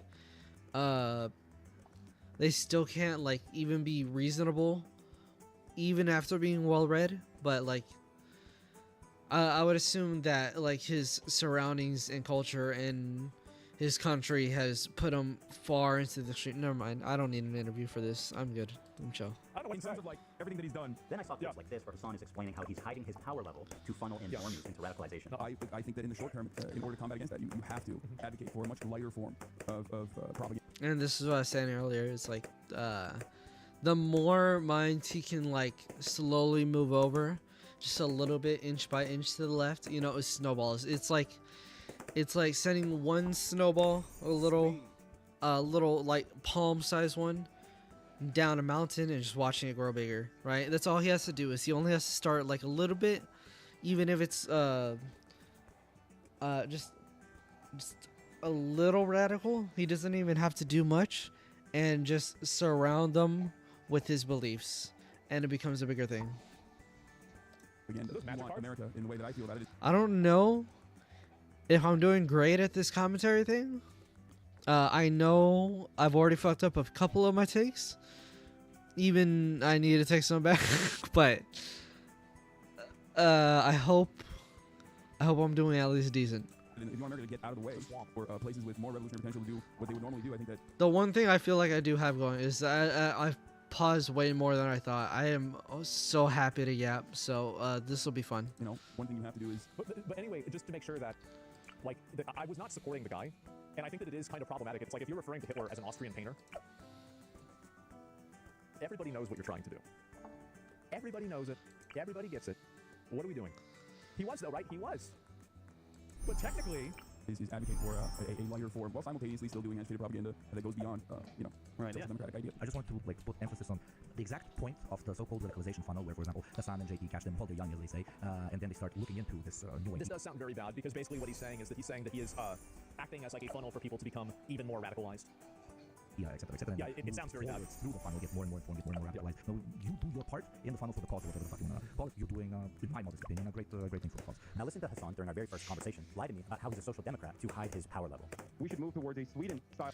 Here's the thing. I don't understand this part. Well, actually, for Ethan, it kind of makes sense, because I wouldn't assume because I was a big into Destiny for a long time, so I already know all this, but I don't feel like this point is particularly strong, because it's like, why this dude, I'm pretty sure, had a the hammer and sickle as his banner for like the longest time. Where did you not think like this was never ironic? I thought we just universally all understood he was communist, like straight communist, like not even left leaning, not even social. Well, I know he was social democrat when he needed to be.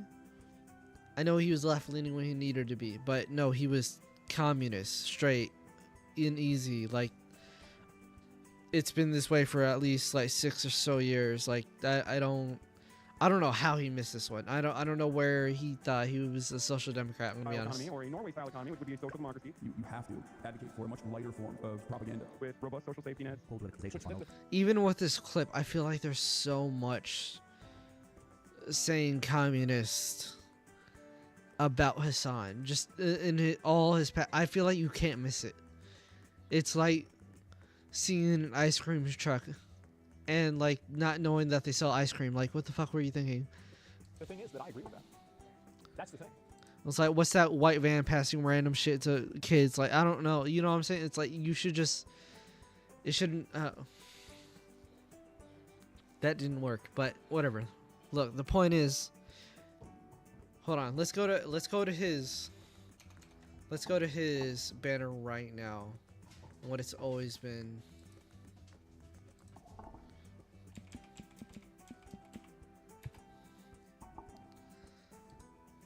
I wonder if it's still there. Wow, I was not expecting this. That's funny. Well, buddy, you have 131,000 subscribers. It's not unreasonable. Oh, wow.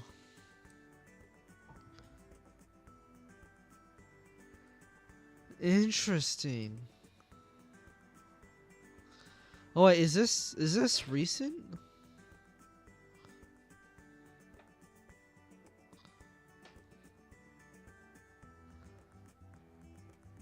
Where did I see the hammer and sickle? Hold on, let me go to Twitch real quick. Or is this old? Cause I could have sworn I don't.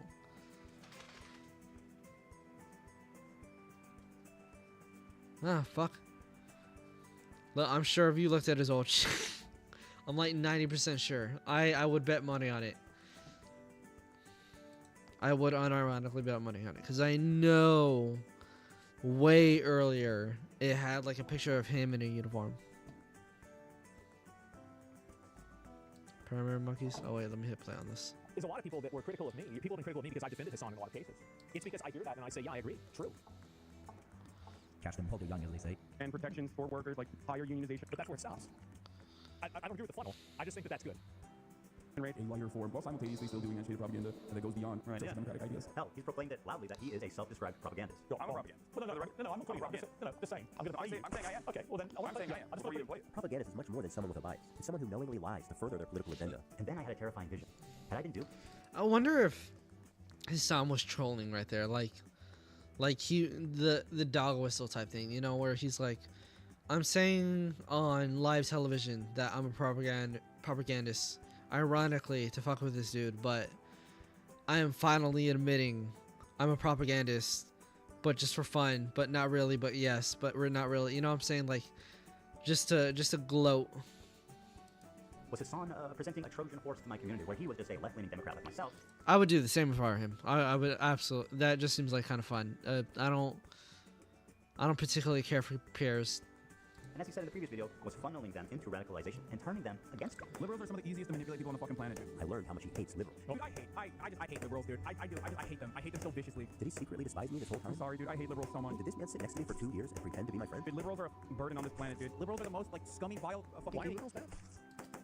Yeah, I have the same question. What, like, we're heading in the same direction, but you're just, I don't know.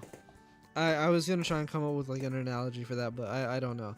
I don't get this one. I really don't understand what the problem is. Like, if it's like liberal capitalists versus liberal communists, right? Like, I understand we're going for like slightly different improvements in slightly different areas, right? Or, well, not slightly different, but you know, like whole system areas. But the thing is, like, we're not ever going to be a communist country. It's just never gonna happen. we can add in like the socialist type laws and like business practices, maybe, but that's gonna happen more at a local level. Like, I don't understand the point of hating liberals, even if they're pro-capitalist. Like, we're not like, I would assume any pro-capitalist liberal is just the average American. Well, not average American, obviously, because Trump's in power now, but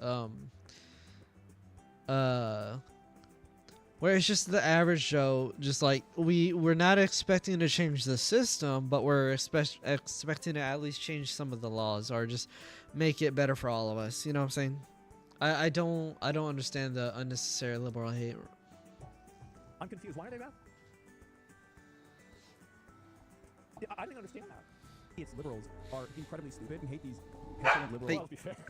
Fucking liberals. What else is some of this sociopathic capable of? Liberals are some of the easiest to manipulate people on the fucking planet. Was I being manipulated this whole time? This is true. This is very true. Well, I feel like it's because we're so dispersed in our messaging and stuff like that, right? Like, you know, the right has like almost everyone's kind of unified on the right, but for us, we're like ants that are, well, the right has an ant farm. We are just kind of like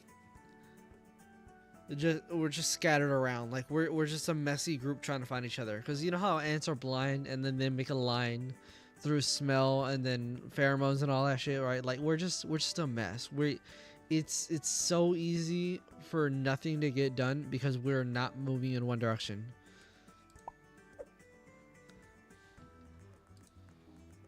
That was my fear anyway. Regardless of his true beliefs, that broke my trust in him, and I pretty much ended the show immediately. And I felt guilty for my participation in mainstreaming. I think probably what happened is that basically a lot of Hassan's audience. Oh, and you know what? Everyone kind of criticizes Ethan for saying mainstream Hassan, but here's the way I see it is like Hassan isn't mainstream. He's mainstream Twitch. He like even for Twitch's viewership, it's still not mainstream. I would say like. Most people are anyone who doesn't keep up with politics, which is a good chunk of people, even if they do, they still probably don't watch Twitch. Like there's so many who probably never heard the name, you know, not like ever. You know, there's people who are barely finding out about a Kendrick, and that's just because of the Super Bowl, right? Like they're not gonna know Hassan. So, but YouTubers have been around a lot longer. Especially Ethan, who's been around a lot longer and has hit so many like age demographics of people because he's been making videos for like the longest time. Hassan was like a nobody in 2018, 2019, 2020 maybe, right? I'm not sure about that one, but like, you know, it's more recent. But Ethan, I remember his videos for as long as I can remember. Like, yeah, it is. He's hit millions way sooner, and because YouTube has like a much broader audience too. Anyone can watch a YouTube video. No one wants to fucking go on Twitch. I don't want to go on Twitch. I know all about this Twitch stuff and I still never go on Twitch. But like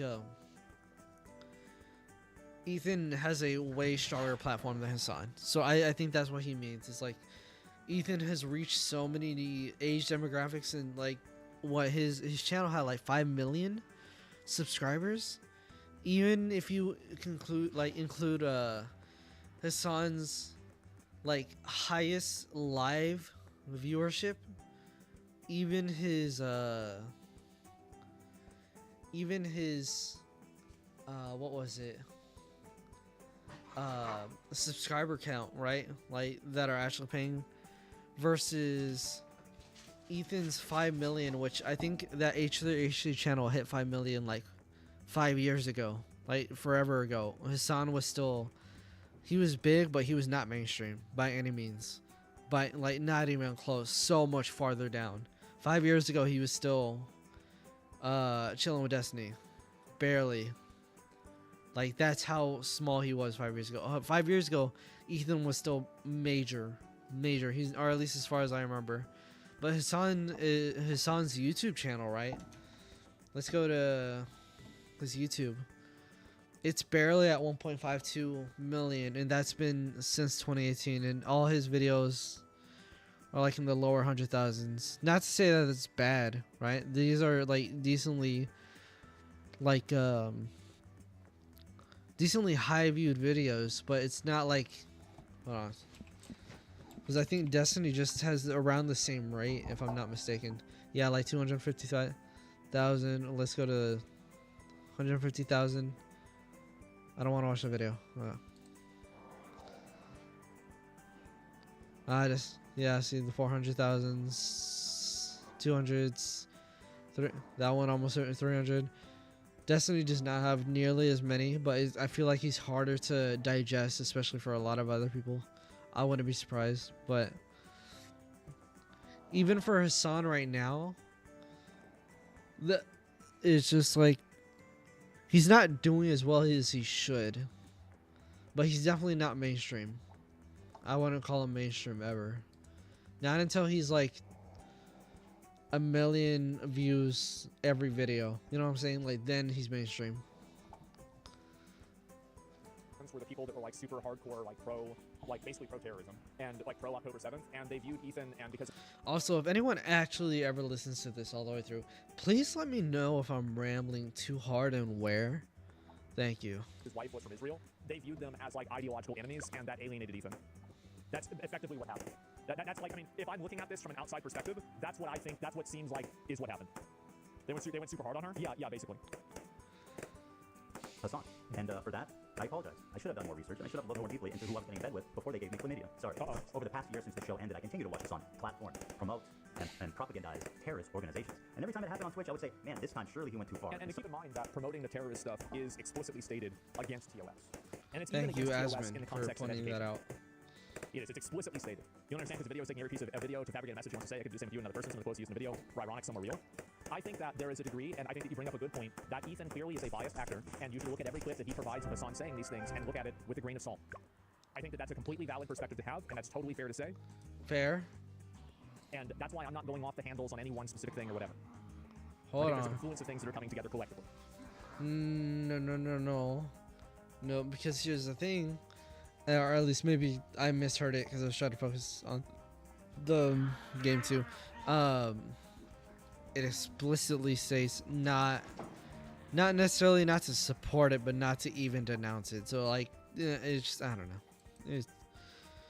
What are we doing? How do I get the badges on this?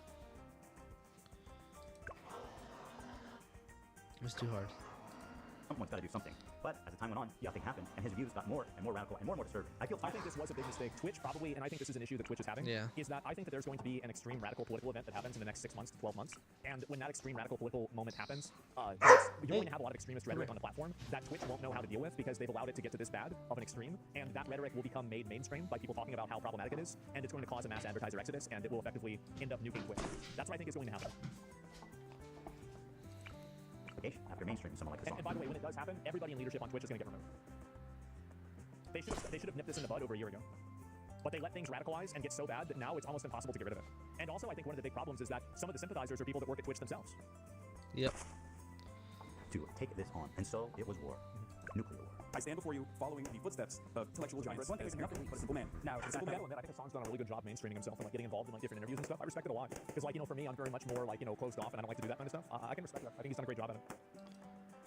Something I wish Asmon would do is talk to more people. He really needs to. It's really bad because he's going off the handle with some of the DAI shit, right? It's so dumb. I can't imagine ever caring. Like, especially with the videos on him talking about, what was it, Assassin's Creed Shadows or whatever the fuck, right? Like, look, the game's been trash for the longest time. Assassin's Creed has been trash. The last good one, if I'm not mistaken, was probably like Black Flag, right? I remember playing them when I was younger, but like, it's been the same fucking game for however fucking long. Black Flag came out into like 2013. It's 12 years later. Right? They're not doing any better. It's only gotten downhill from there because like I don't know how you compete with like pirate ships and like you were able to sail freely. That shit was awesome. I loved it. But like, Assassin's Creed hasn't had like especially good anything in like the longest time. Why you're concerned about a fictional game having a black main character and a woman assassin in Asia? Like, why does it matter? Like, and then for the fucking Asian people to be like, it's erasing our culture. Like, it's a fucking game. What, Ubisoft is a French-based company or an American-based company or American Ubisoft USA? I don't know if they're separated into different branches or whatever the fuck. Right? It doesn't matter. It doesn't matter. It's not real. The history's not real. It's barely there, right? Like, even Assassin's Creed 3, a fucking Indian dude did not help Washington fucking assassinate people. Like, this is not what happened. I don't know why it matters. It's so dumb. And the fact that I saw so many videos of him complaining about it is so dumb. It blows my mind that anybody gives a fuck ever at all. Especially over a Ubisoft game. Ubisoft doesn't make good games. Well, I loved Siege. I still do love Siege, but like still, like, why are we here? What are we doing? What the fuck was the point of this? I don't understand that whole art, and that he's still on it. I can't even watch Asman anymore. It's usually some dumb shit. Oh my god. Who understands right from wrong? Yeah, I agree. Influential voice of the I've got about. As a matter of fact, I see that. I make content. I think it's funny. It's fun. And there are babies that I really like this edit. That was a cool edit. Okay. I mean, I didn't know that. All right. I guess that's the intro? Okay. Give me a minute. I need to use the bathroom. All right, that's the intro. Holy shit, okay. All right, here we go.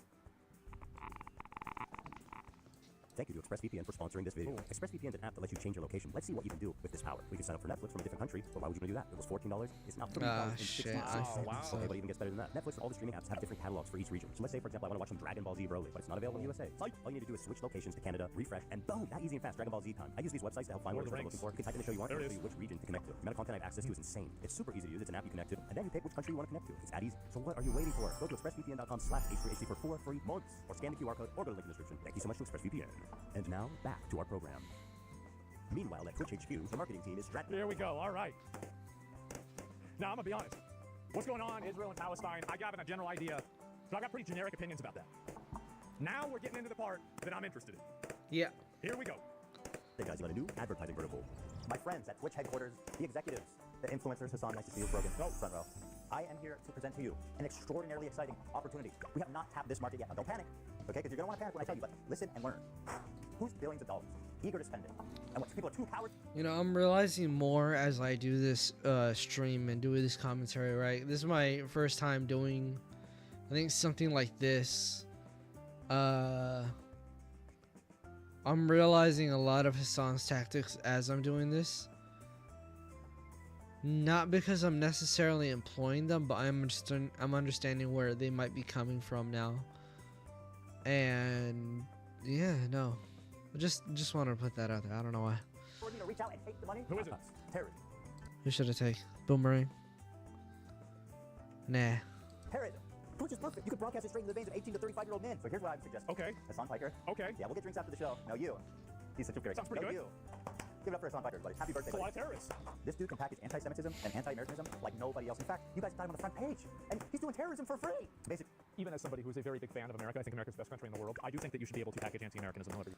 I also believe America's the best country in the world. Fuck Canada. You know, I'm not a Trump fan at all. Like, at all.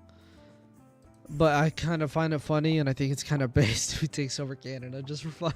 Yeah, I think that is freedom of speech. In the same way that it's okay to burn a flag. Maybe not anti-Semitism because it's hate against a group of people, but hate against the nation I think is totally different. No, I know some other, like, fucking Canadian YouTubers that are like, we don't pay attention to our own politics, but we'll pay attention to American politics and laugh. I'm like, alright. Be prepared to join, fuckers, losers. Alright. I think criticism against the country is totally fair. I think one of the most American things to do is to be able to criticize America. That's my perspective. Please, gentlemen and gentle ladies, Brogan. You Thought look we good had the today, First Amendment, boys. girl. Girl, you look good. Great job on that Arab tier list. fell down. I didn't even see this. They really fucked up with it. How did you think this was okay to do? Like, how did you think that you could go to TwitchCon and do a race tier list? What a big mistake. That was good. How much did you get for that? Yo, you got 10 million for guitar for that? That's what I'm talking about. We're talking about Twitch. Here's the thing. With help from people like Hassan, terrorism is like in the eyes of the beholder, right? Yeah. They're not terrorists. They're... Go ahead. Freedom fighters. Go ahead. He knows. Freedom fighters, guys. We are fighting for freedom. What about the rapes and the murders? Don't mention that. Yeah. What's wrong with you? And another one. The resistance isn't perfect. Right? Go crack some eggs, man. Hassan, you know socialism didn't buy you that car. And I think also, everybody acknowledges that for thousands of years, there have been rapes and brutalizations of civilians in the acts of war. But I think the problem in this circumstance is the seeming lack of being able to call that out and saying, this is universally bad, it's evil, it shouldn't be happening. I think that's what the issue is. It's not that it even has happened, because I think it's obvious that it's going to happen. It's that people make excuses for it. If I knew that this was what communism would be in 2024, I wouldn't have a father for issues. Really. Damn! Of course, is he symbol of the capitalist excess? Is he good? You guys actually believe this idiot is a socialist? Or there's no religion? Assault is the hobby of holding mountains. Straight to the gulag for anyone saw Jesus! Or that designer dog? This breeds stunning. Bro, yes, this is true. He actually is bringing the dog into it. Oh my god. Beef with the dog. Even the fucking dog. Dog's not safe. Chow chows. Oh, fuck no. Very cute, by the way. But those are expensive. The point is, we have the biggest political streamer on our platform that is influencing media and influencing young kids everywhere. If we can normalize terrorism, if we can rebrand it, then fucking us Navy. You know what I'm saying? Look at the shit. You see the army ads on Twitch? The army is fucking broke, dude. I'll tell you who loves America more than the army. Qatar. Well, I don't know if love's the right word, though. They're paying more. Good CPMs coming out of Qatar. But you kids love anime, right? Ooh, can't get enough of it. Look at what we've already done with Hassan. You're the fucking man, dude. Happy birthday again, man. And we got a big party for you after. In a way, I do really feel bad for Dan Clancy, because he did inherit this clown show. I don't know why. Like, as far as I know, I don't know if he's reached out to Hassan about this at all. I think that whenever all this stuff happened, I think he should have reached out to a number of creators and, like, tried to work this out. Because I think that them not moderating and dealing with their moderation team and the extremism inside of the company, Yeah, no, Dan... I don't like him. Just at all. Like, obviously, if I'm already supporting Ethan, you probably know I don't like Dan. But Dan's just weirds me out more now that he's. Look, I ain't gonna blame. No. Gooning to the people who are your employees. All right, all over Twitch is your employees. That's just probably not okay. Not saying you can't do whatever the fuck you want in your private time, but I'm just saying you should probably have a better handle on that if they're your subjects. I don't know if I should say subjects, but you're paying them, so. I think it's going to really damage his credibility in the long run. And I find it to be disappointing because I actually really like Dan. And I'm worried that him kind of using the live and let live policy that he generally has, I think it's going to end up doing the opposite. So, and I know you might not like it. I've met Dan, I've talked with Dan personally multiple times, okay? So, like, I've talked to him privately, it's been fun, right? Just wait. Yeah, so that's... Yeah. No, let's wait, because we got a big party and a cake and everything for you up to the back. Prostitutes, too. Don't tell anyone. It's party. Like, 90% sure he's only saying that because he got banned. Pass. Look what we've done already. This Houthi pirate. I mean, this guy's a fucking terrorist. He literally tweeting out he wants to kill Jews and put their heads on pikes. The execution that we will carry out on all Zionists? Well, that seems pretty bad. And somehow, not somehow, because of his genius, yeah. we have rebranded the Houthi fucking pirates, the Houthi terrorist organization. Yeah. Yeah, the Islamic fundamentalists. So this is what they say, God is the greatest, death to America, death to Israel, a curse upon the Jews, victory. Yes. A curse upon, I feel like that's kind of anti-Semitic. I do. That's awesome. Yeah. Well, that part's in red, which makes sense, because it's kind of, it's a bit of a red flag. Death to America, curse upon the Jews. No. That's right. That's the Jolly Roger of this man here. None of them. Am I crazy for thinking that there's like kind of a distinction between people that are against countries versus against ethnic groups? Oh, right. Like I don't like my alarm bells don't go off when somebody is like I hate America or I hate Israel or whatever. But like ethnic groups is very different. Now Zionism isn't an ethnic group though, and I think that's very fair for you to have said that about the tweet that he made. But I don't think it's fair for you to say that when he associates with a group of people that has that as their slogan. It's a bit of a nuance, and I can see where you're coming from, but I don't think that that's enough justification. Monkey v. Luffy. So let's get out there, guys, and let's make 2025 our biggest year. Damn, Come on, guys. I fucked The resistance isn't perfect. The resistance isn't perfect. Yeah, let's get him. You want to know where on the political spectrum Hassan sits? Take a look at a recent media analysis by Ad Fonte, which rated Hassan as the most extreme left-wing. Oh, fuck. I fucked up. Damn it. Info contains factual, inaccurate, fabricated info, selective, unfair persuasion. I wonder if they're ever going to put me on this list. To give you an idea, he's opposite of InfoWars. Hang on. Who made this list? Now, I'm not going to sit here and tell you that Hassan loves all terrorists, but I will say that There's a many he don't like. Let's start with our good friend Luffy here and his organization, the Houthis. And yes, this is what it looks like. They are hiling Hitler. The Houthis are an Islamic military group. They're known for their cruel measures, forcibly recruiting. Our hearts go out to everybody who's been negatively affected by Israel. That's what he meant to say. I wonder just how like even for like extremists like the Houthis and stuff like that, right? Like I need to read up more on them because I'm curious how you even get to the point of this child is like 7.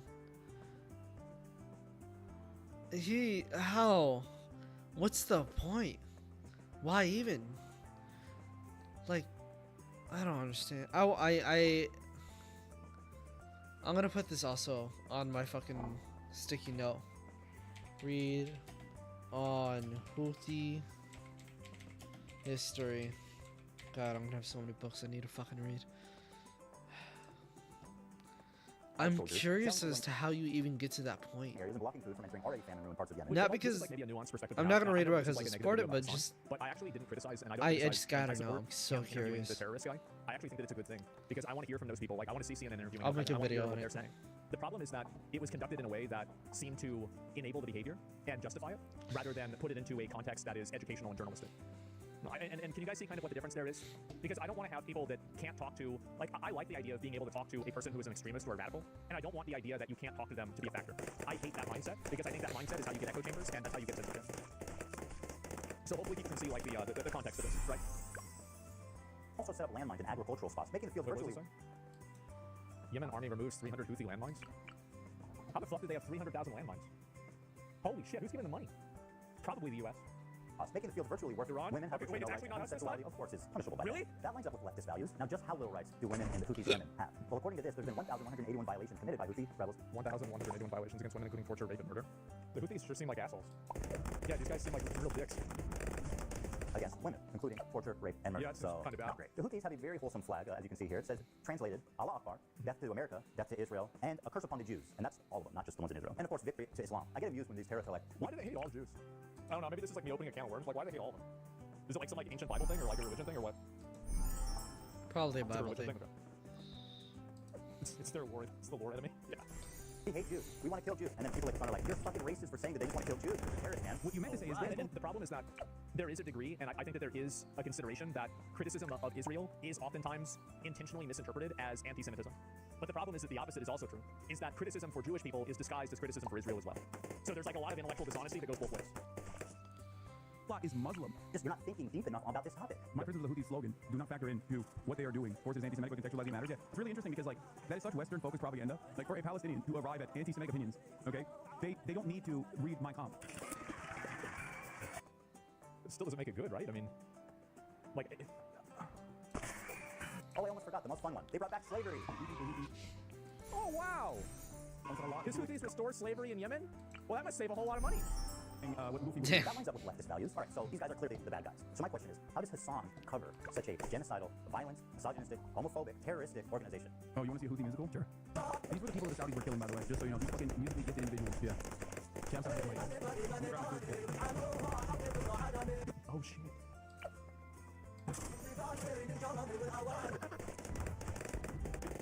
So, imagine being this. You had to go through, like, think about how many OTK controversies we've had. Then you're put in the middle of this, like, terrorism thing with Hassan. And now there's this girl that you're involved with that keeps doing, it's like doing Nazi salutes and like getting target parties and getting banned. Like, I think Nick's hair is gonna go gray before next year. Like, it's actually crazy. I forgot about that. What did Kachi do? Right? That's her name, Kachi? Or is it Kavi?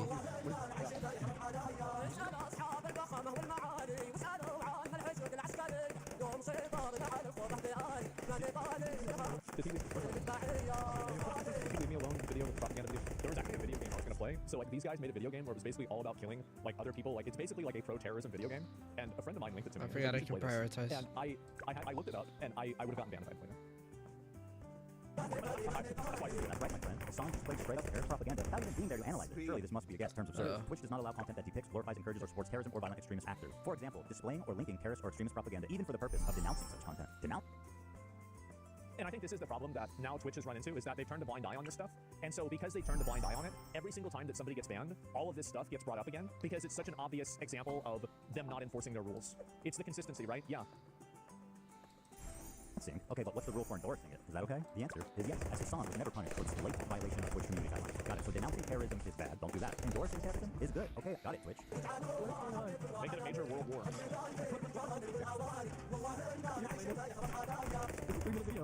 You know what? Maybe I can find one of these guys, and we could do like a terrorist tier list. And then we'll see how far Twitch's moderation really goes. Dude, a terrorist tier list would actually be so much fun. I might do that. All right, if I get actually as well read as I need to be on these dudes, Hezbollah, Houthis, and Hamas, and ISIS, and what was that other one? It started with an A. I don't remember. I'll figure it out. That'd be a fun little tier list just to do, just for fun, just for fun. You think I get banned for making a terrorism tier list? I'll put Hassan at the top. With actual terrorists? Would I get banned for that? You think so? I think I'd probably get in trouble for that. Another 2-week vacation. What do you do in a music video? When you do a music video, I'm expecting like bad example, Chris Brown dancing, you know? No, they do like. What is it? Imagine Chris Brown dancing on these motherfuckers. Yeah, I never seen guns and shit. This is a music video. No, they do musicals about like their fucking like their actions all the time. Hold on, guys, hold on. Nice. Why do you do that? You did not need to do that. Yeah. Like, that's the kind of stuff that alienates people, I think. I think it massively alienates people. I've got this. Instead of terrorist propaganda, let's call it musicals. Instead of violent jihadists, let's call them musically talented people. They're very musical people. This is it's Austrian painters. I know, are you being serious? Guys, let's just use our brains. Fiddler on the Roof, Wicked, Alexander Hamilton, man. There's no reason we can't put these movies on Broadway. Well, they go, listen, you want to fucking bring a ship through here? We're gonna take it. So that's exactly what the movies start doing. They start fucking sending in helicopters onto fucking ships. Bro, they fucking look at it. Like, this would be way cooler if the guys on the ship had guns and this was like an actual battle. But like, you're really, I mean, they don't even have guns, man. Yeah, see, how is it that I'm forgetting his name. I'm mixing Hassan up with Hamas and fucking, anyways, how's it Hassan can support, no,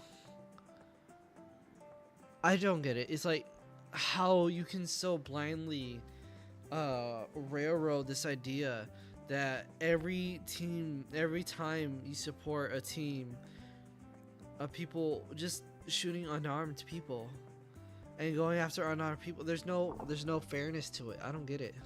It's not even fair. Yeah, it's like it's terrorism or something. I'll be right back.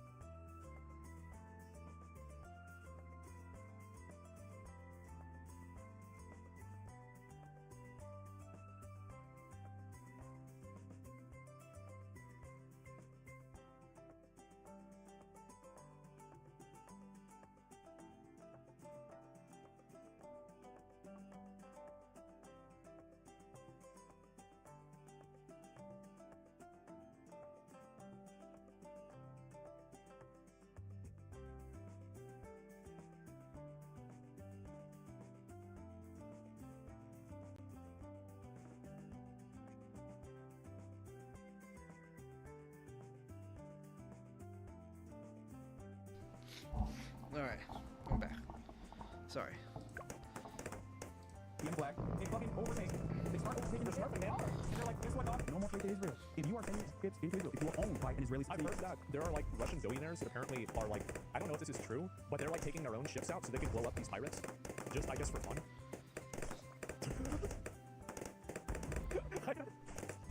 It's like people like, there's all. Oh yeah, you know, I never looked into why they were doing it, huh?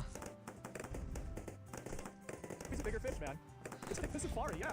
If you're owned by an Israeli corporation, we're gonna take over your ship. You cannot fucking use the figure out anymore. Guess what, bitch? It's our fucking territorial boundary, and we're gonna enforce this until you stop doing genocide in Gaza. So let's review his claim. His first claim is that the boat is headed for Israel. It's not. It's going from Turkey to India. Next claim is that it's owned by an Israeli company. It's not. It's being chartered by a Japanese company, and the boat's owners are registered in the Isle of Man. I'd like to remind everybody that the crew that's kidnapped in this video has been missing for over a year now with zero updates on their health, whereabouts, or anything. That lines up with leftist values. Sounds pretty bad. Sounds really fucking bad. Those guys got freed about 2 I weeks also ago. heard that they, yeah. You know what? Maybe the Houthis aren't so bad then. See, they let him go. See, they let him go. Hey, W, how about that? Dubs. Claim is that this attack happened in their territorial waters, which is also a lie. It happened in international waters. Hassan is lying for the Houthis like he's being paid. And honestly, at this point, is he? I'm propaganda. But no, no, I'm propaganda. This is like a hostile. They're streaming this? Yeah. Yeah. They're flexing. How many views? And how it guys. Flexing. And how it does. Yeah, but you have to understand, this is a Israeli society is gonna start getting upset. They're gonna be like, I can't get my treats. I can't get my Amazon Prime deliveries. What the fuck is going on? I hate this. Israel sucks. I'm leaving Israel. That's the goal. Is this an Amazon boat? This is an Amazon boat. Hold up.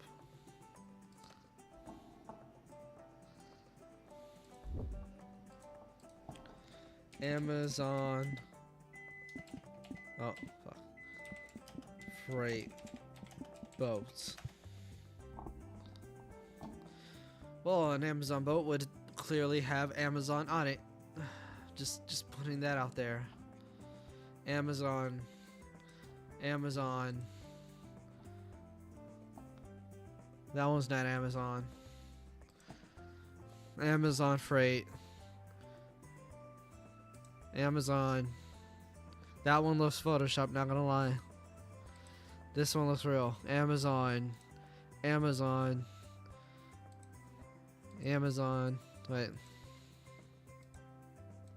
Is not shipping things on the high seas. I want a boat. It's almost as if. What is this? Interesting. Wonder what kind of boat that I find it is. disturbing that Hassan thinks that a slowdown of imports is going to cause Jews to flee Israel. 80% of Israelis were born there and do not have citizenship anywhere else. So where do you want them to go, Hassan? Don't you tell me that they're going to come to America. Don't you tell me. No, man. To Poland or back to the Arab countries that were forced out of. Bro, no. I'm leaving Israel. That's the goal. By telling the Jews of Israel to go back where they came from, Hassan attempts to deny Jewish heritage in the Middle East. He characterizes them not as indigenous, but as white colonizers. This is despite the fact that 60% of Jews in Israel are actually native to the Middle East. This is wild. So these guys, That's my rough historical understanding as well, is that they're both Semitic people. this, right? They did all of this. Is that their helicopter? Yeah, that looks like a legit helicopter. It is a legit helicopter. Probably somehow paid for. Wild. I cannot wait for that Pentagon audit, for that government, that military audit. I cannot wait for that, guys. Because I see these guys that are kitted out. 300,000 mines? Where do you get 300,000 mines? I can think of a couple of places. Yeah, I really want to know what that Pentagon audit is. From Iran? Yeah, and where did Iran get them? Maybe I'm wrong. But I don't trust the military. I really don't. Son. They take it over, and they tell the people in the ship, it's usually like mostly Filipino people, Filipino crews, and they're like, all right, we got no problems with you, but you're coming with us, we're taking over the ship. Yeah. What an incredible way to characterize having a gun in your face. You're coming with us, we're taking over the ship. Yeah, it's pretty much it. Asking us not to believe our own eyes. Yeah. As we watch terrorists hospitably kidnap the crew. We got no problems with you, but you're coming with us, we're taking over the ship. And once again, Which, I mean, to be honest, I think that probably is true. I don't think that these terrorists probably really care about the crew at all. They probably don't hate the crew. They know that they're just doing their job. But they're going to use them for Okay, they have their own. terrorists do. It's not personal. It's just part of the job. Still MIA for over a year, prisoners to a terrorist organization. But don't worry, guys. Hassan says they have no problem with them. They're like, all right, we got no problems with you, but you're coming with us. Oh no! I feel so bad for Nick, man. Like, that's crazy. Like, are you being serious? Jesus. I don't see these guns and shit. This is a music video.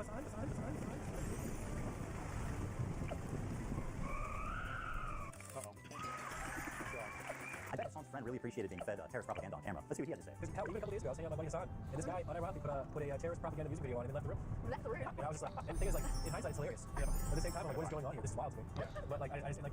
He is giving so much grace, and for what? He put you in like one of the weirdest positions you could possibly like, not even ask, but like just that was no. Yeah, I got you. He's giving way too much grace. He was like, yeah, we're such great dancers. Oh my god. Like, okay. Wait, is that how it works? You watch like a politics TikTok, you get recommended Hassan right after? Is that how it works? I would assume so. It was Yeah. all over this page. Yeah. That's crazy. Click it. You can be some wild stuff there. So I don't know if we can. Here's another Hassan enjoying some cookie propaganda. Fair.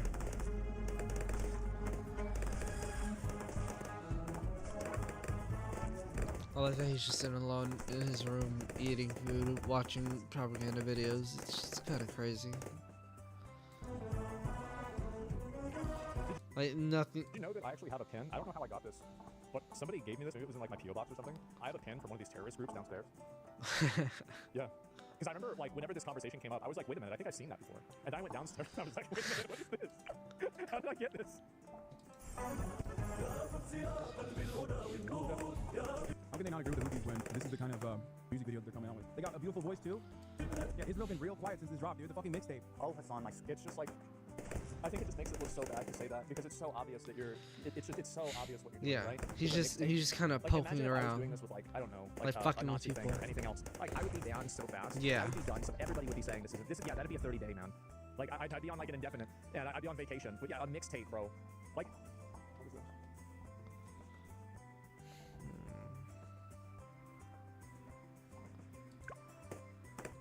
I think we're good now, right? Everything's fine? Is we good? Yes, okay, good. I don't know what that was. Anyway. sweet, naive friends. You say that Jews don't sing and dance like that? Then what the fuck do you call this? Yeah. I love whatever this was, I loved it. Right, Dave. The fuck you stepping on a stick?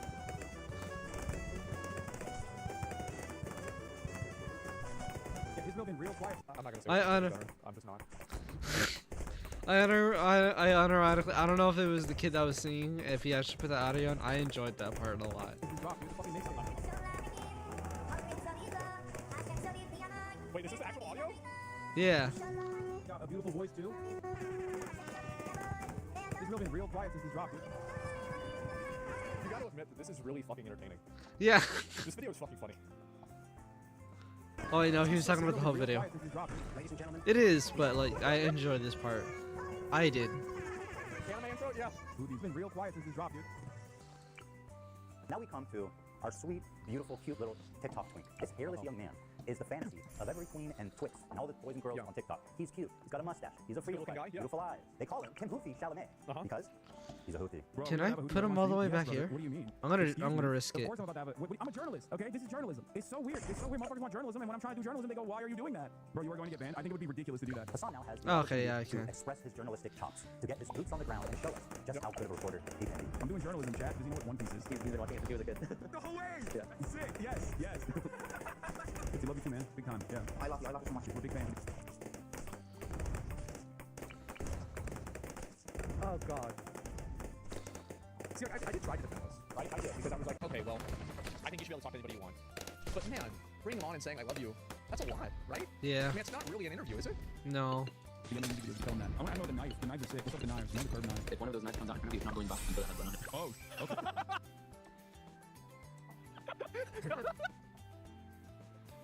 That sounds like something a terrorist would say. Yeah. My bad. Well, I mean, I think it's cool though.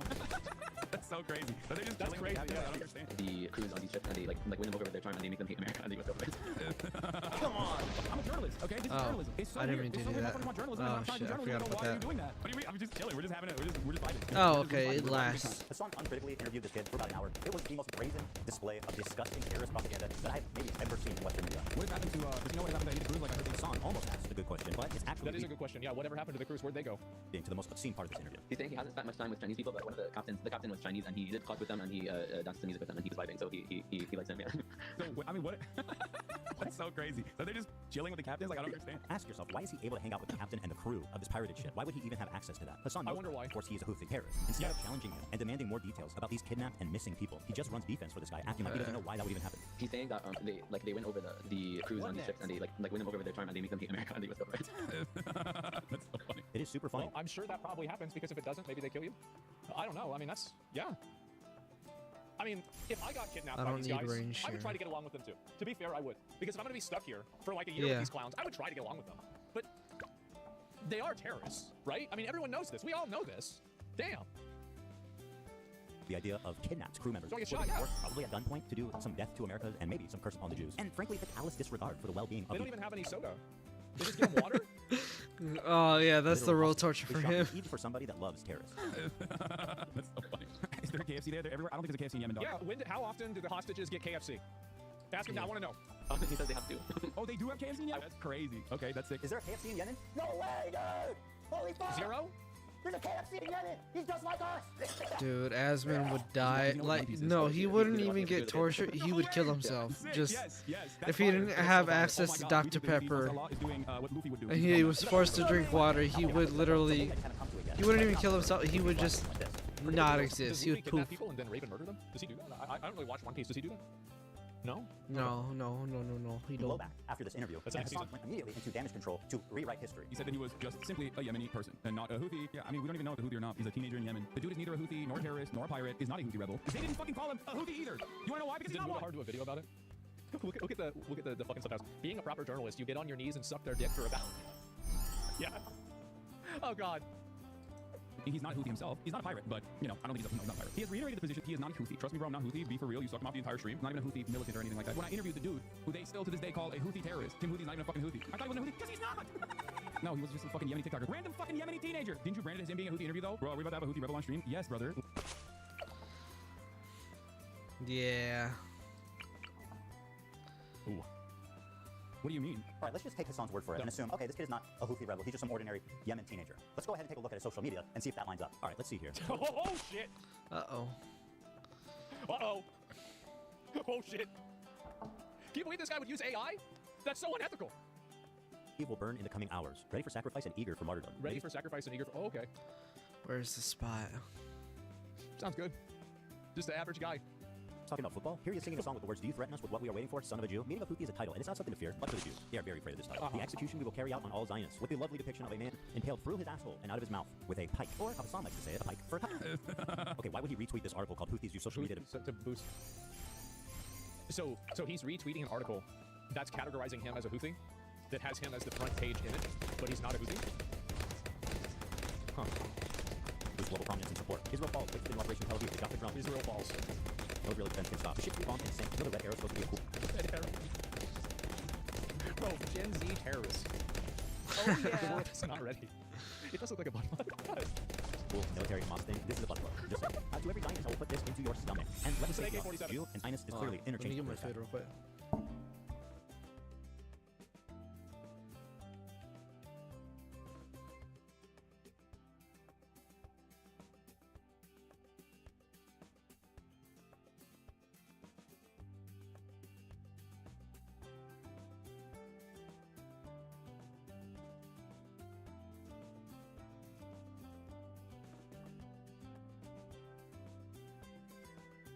Okay, but hating Jews doesn't make you a Houthi. Are you a soldier? There we go. Yeah. Sorry. Yes. Well, that settles it. Okay. Well, that seems pretty definitive. You know what makes you a Houthi? Being a Houthi. At least one of the two of them is being honest about it. Yeah. No way! Yeah. Oh. Yes, that's fire. That's so fire. Oh my god, we think the Houthi is doing what Houthi would do. Man. They're tweeting an Jewish person on a pike. I don't understand why this problem can't be approached with nuance. Because he is a teenager in Yemen, dude. Talk about the bigotry of low. I feel like if you're a teenager, like, you can still be a terrorist. I mean, I think you can get into terrorism really early. Yeah, I mean, fuck, man, of course. Yeah, look at Joseph Kony's army. They got kids that's 9 years old with guns. Expectations. He's a kid in Yemen, dude. What do you expect? Of course he's going to want to put a pike through a Jew's asshole and through his mouth. Let me get a little bit farther. Also, what do you mean? It's just a person on a pike. There's no Jewish person on a pike on that photo, unless I saw something. Because I already. No, I'm curious as to what the results. Sweet, innocent girl. Well, I'm happy to tell you that you're working on a new edition just for you, Hassan. You should hear about the time she went roaming the streets of Berlin at night with a knife, slitting the throats of families, including children, babies, and the elderly. Not so good. Children, you guys. She even raped people. She's just like Luffy. There is no other way to describe this than terrorist propaganda. Not only is he platforming terrorist propaganda, right, uncritically, he's participating in it. He's enhancing it. He is not just a conduit. He is an active participant. Forgot about this part. No matter if fucking rapes happen on October 7th by speaking what he believes. Well, I think the problem is that these guys get banned and then Hassan doesn't get banned for speaking what he believes. I think that a lot of people would respect Dan for saying that if these other guys were also given a platform. But like Nick is banned, Alex Jones, as far as I know, is banned. Sneeko has been banned and unbanned. Myron. All these poor sons of bitches during the lunch break to gather around in the crew room and sing happy birthday for Hassan Piker. How humiliating is that? I do not give a fuck. Sorry. Sorry. You're only 40? Shut up! Okay. That's very nice. That's also That's very nice. This little eye edit is great. If it didn't happen twice, roll it. You want to see clips? Swipe this way and now you're seeing clips. The clips, and that's just the algorithm.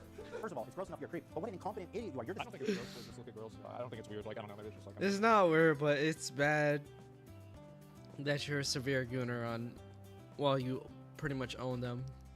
What do you want me to say? I don't think it's weird. There's nothing wrong with it. He's a guy. He's attracted to women. Like.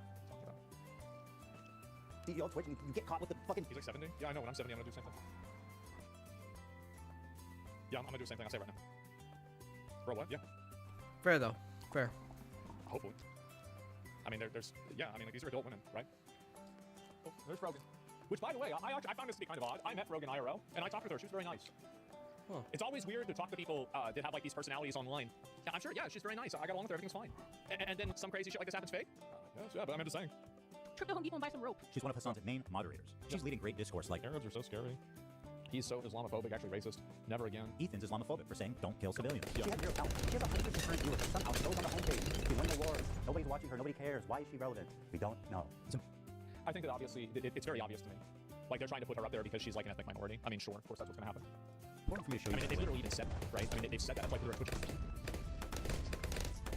This literally just feeds into his whole fucking DEI thing. Oh my god, this is so dumb. No. Oh, I'm gonna hear about like the most brain like they're just trying to meet quota. They're just trying to meet quota. God damn it. I'm so curious what he's gonna say for this, I guess. I wasn't expecting him to go there, but I don't know why I didn't. An actual horrible person Frogan is, so that you can see who Twitch is elevating. So let's start with this clip. Ludwig, a large streamer on Twitch, donated $10,000 to the Palestinian. Bro, imagining donating $10,000 to somebody's cause, and then they call you a fucking cracker. Are you kidding me? This is crazy. That's a wonderful thing to do. Listen to this. This is nuts. Not good enough for Frogan. I find ultimately, like, if I were to do a charity thing where the charity thing relies on your donations, it should be something where, like, 95% of people feel good and are down for it. And, like, ultimately, regardless of what you think, that is not the situation here. So I personally donated 10K.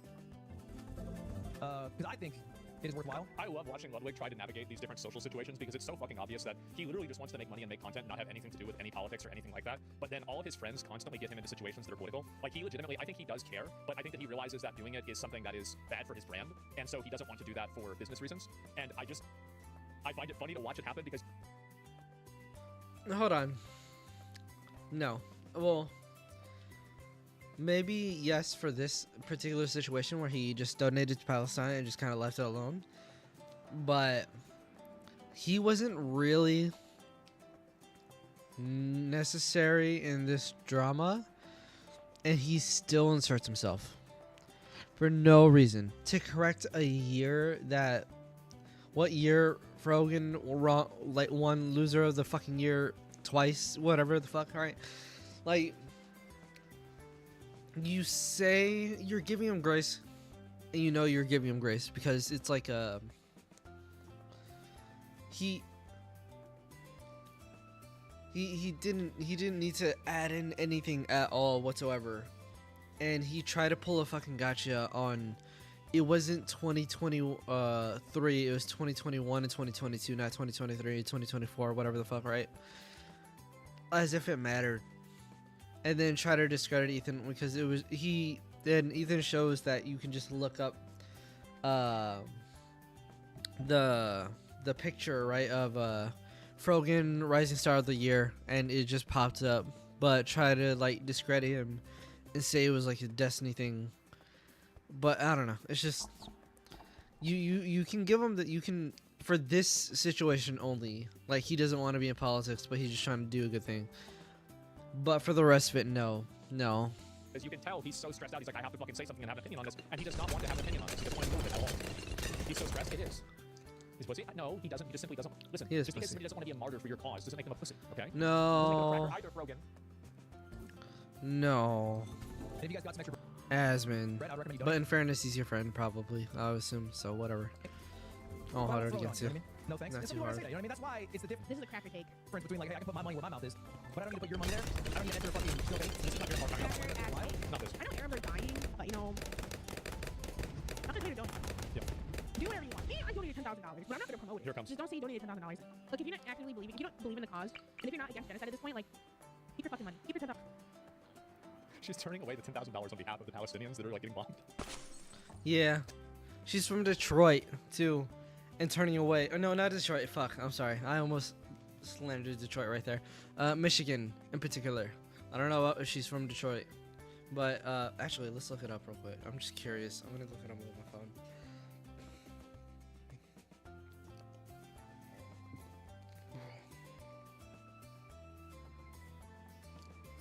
Morgan Frogan. Right, that's her name.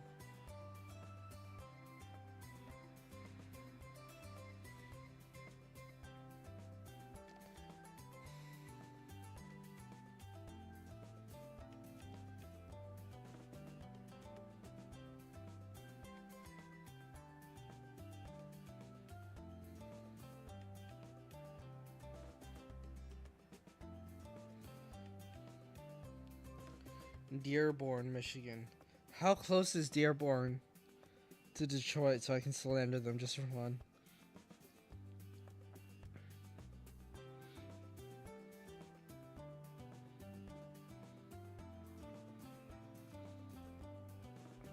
Detroit. Basically Detroit. They're 16 minutes away. She's from Detroit. I'm just gonna start saying it. Yeah. Literally a highway. Oh, wait.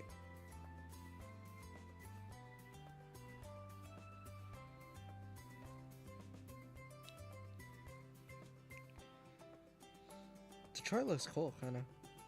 Or from this angle. I like that there's just one just long river going in the middle of it.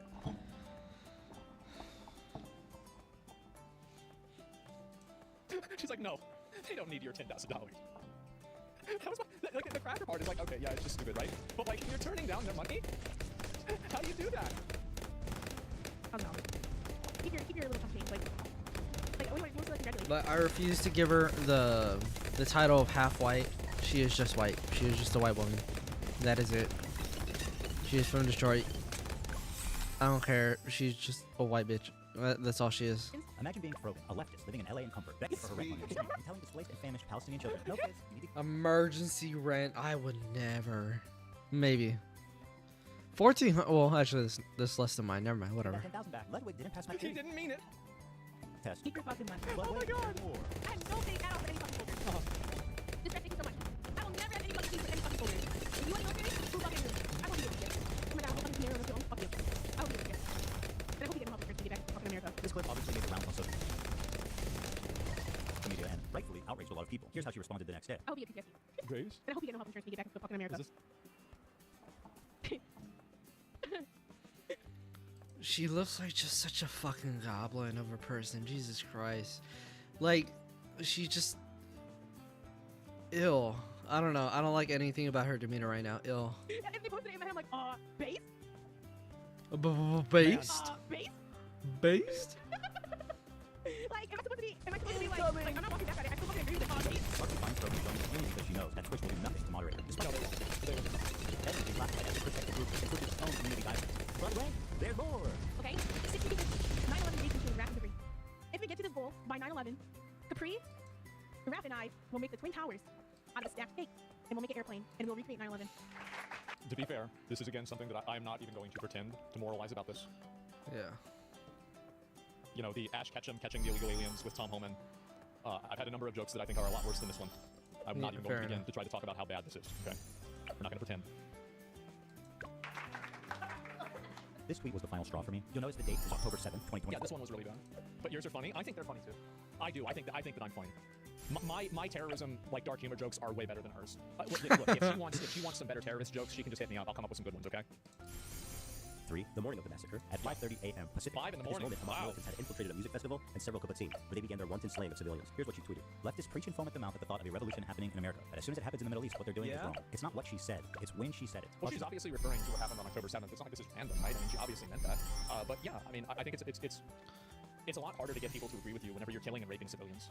Yeah. Like, it is. It's like you're like, this is our message. We kill and rape civilians. Okay, well, that doesn't really get as many people, right? Yeah, it's just a bad message. A lot of people don't like that. On Twitter celebrating, I was listening to the local news in Israel. Families were calling into news stations begging for help. Let me show you what I mean. Oh, I hate this part. This one hurts. Oh, no, they're killing us. Yeah, closer. Yeah, it's awful over there.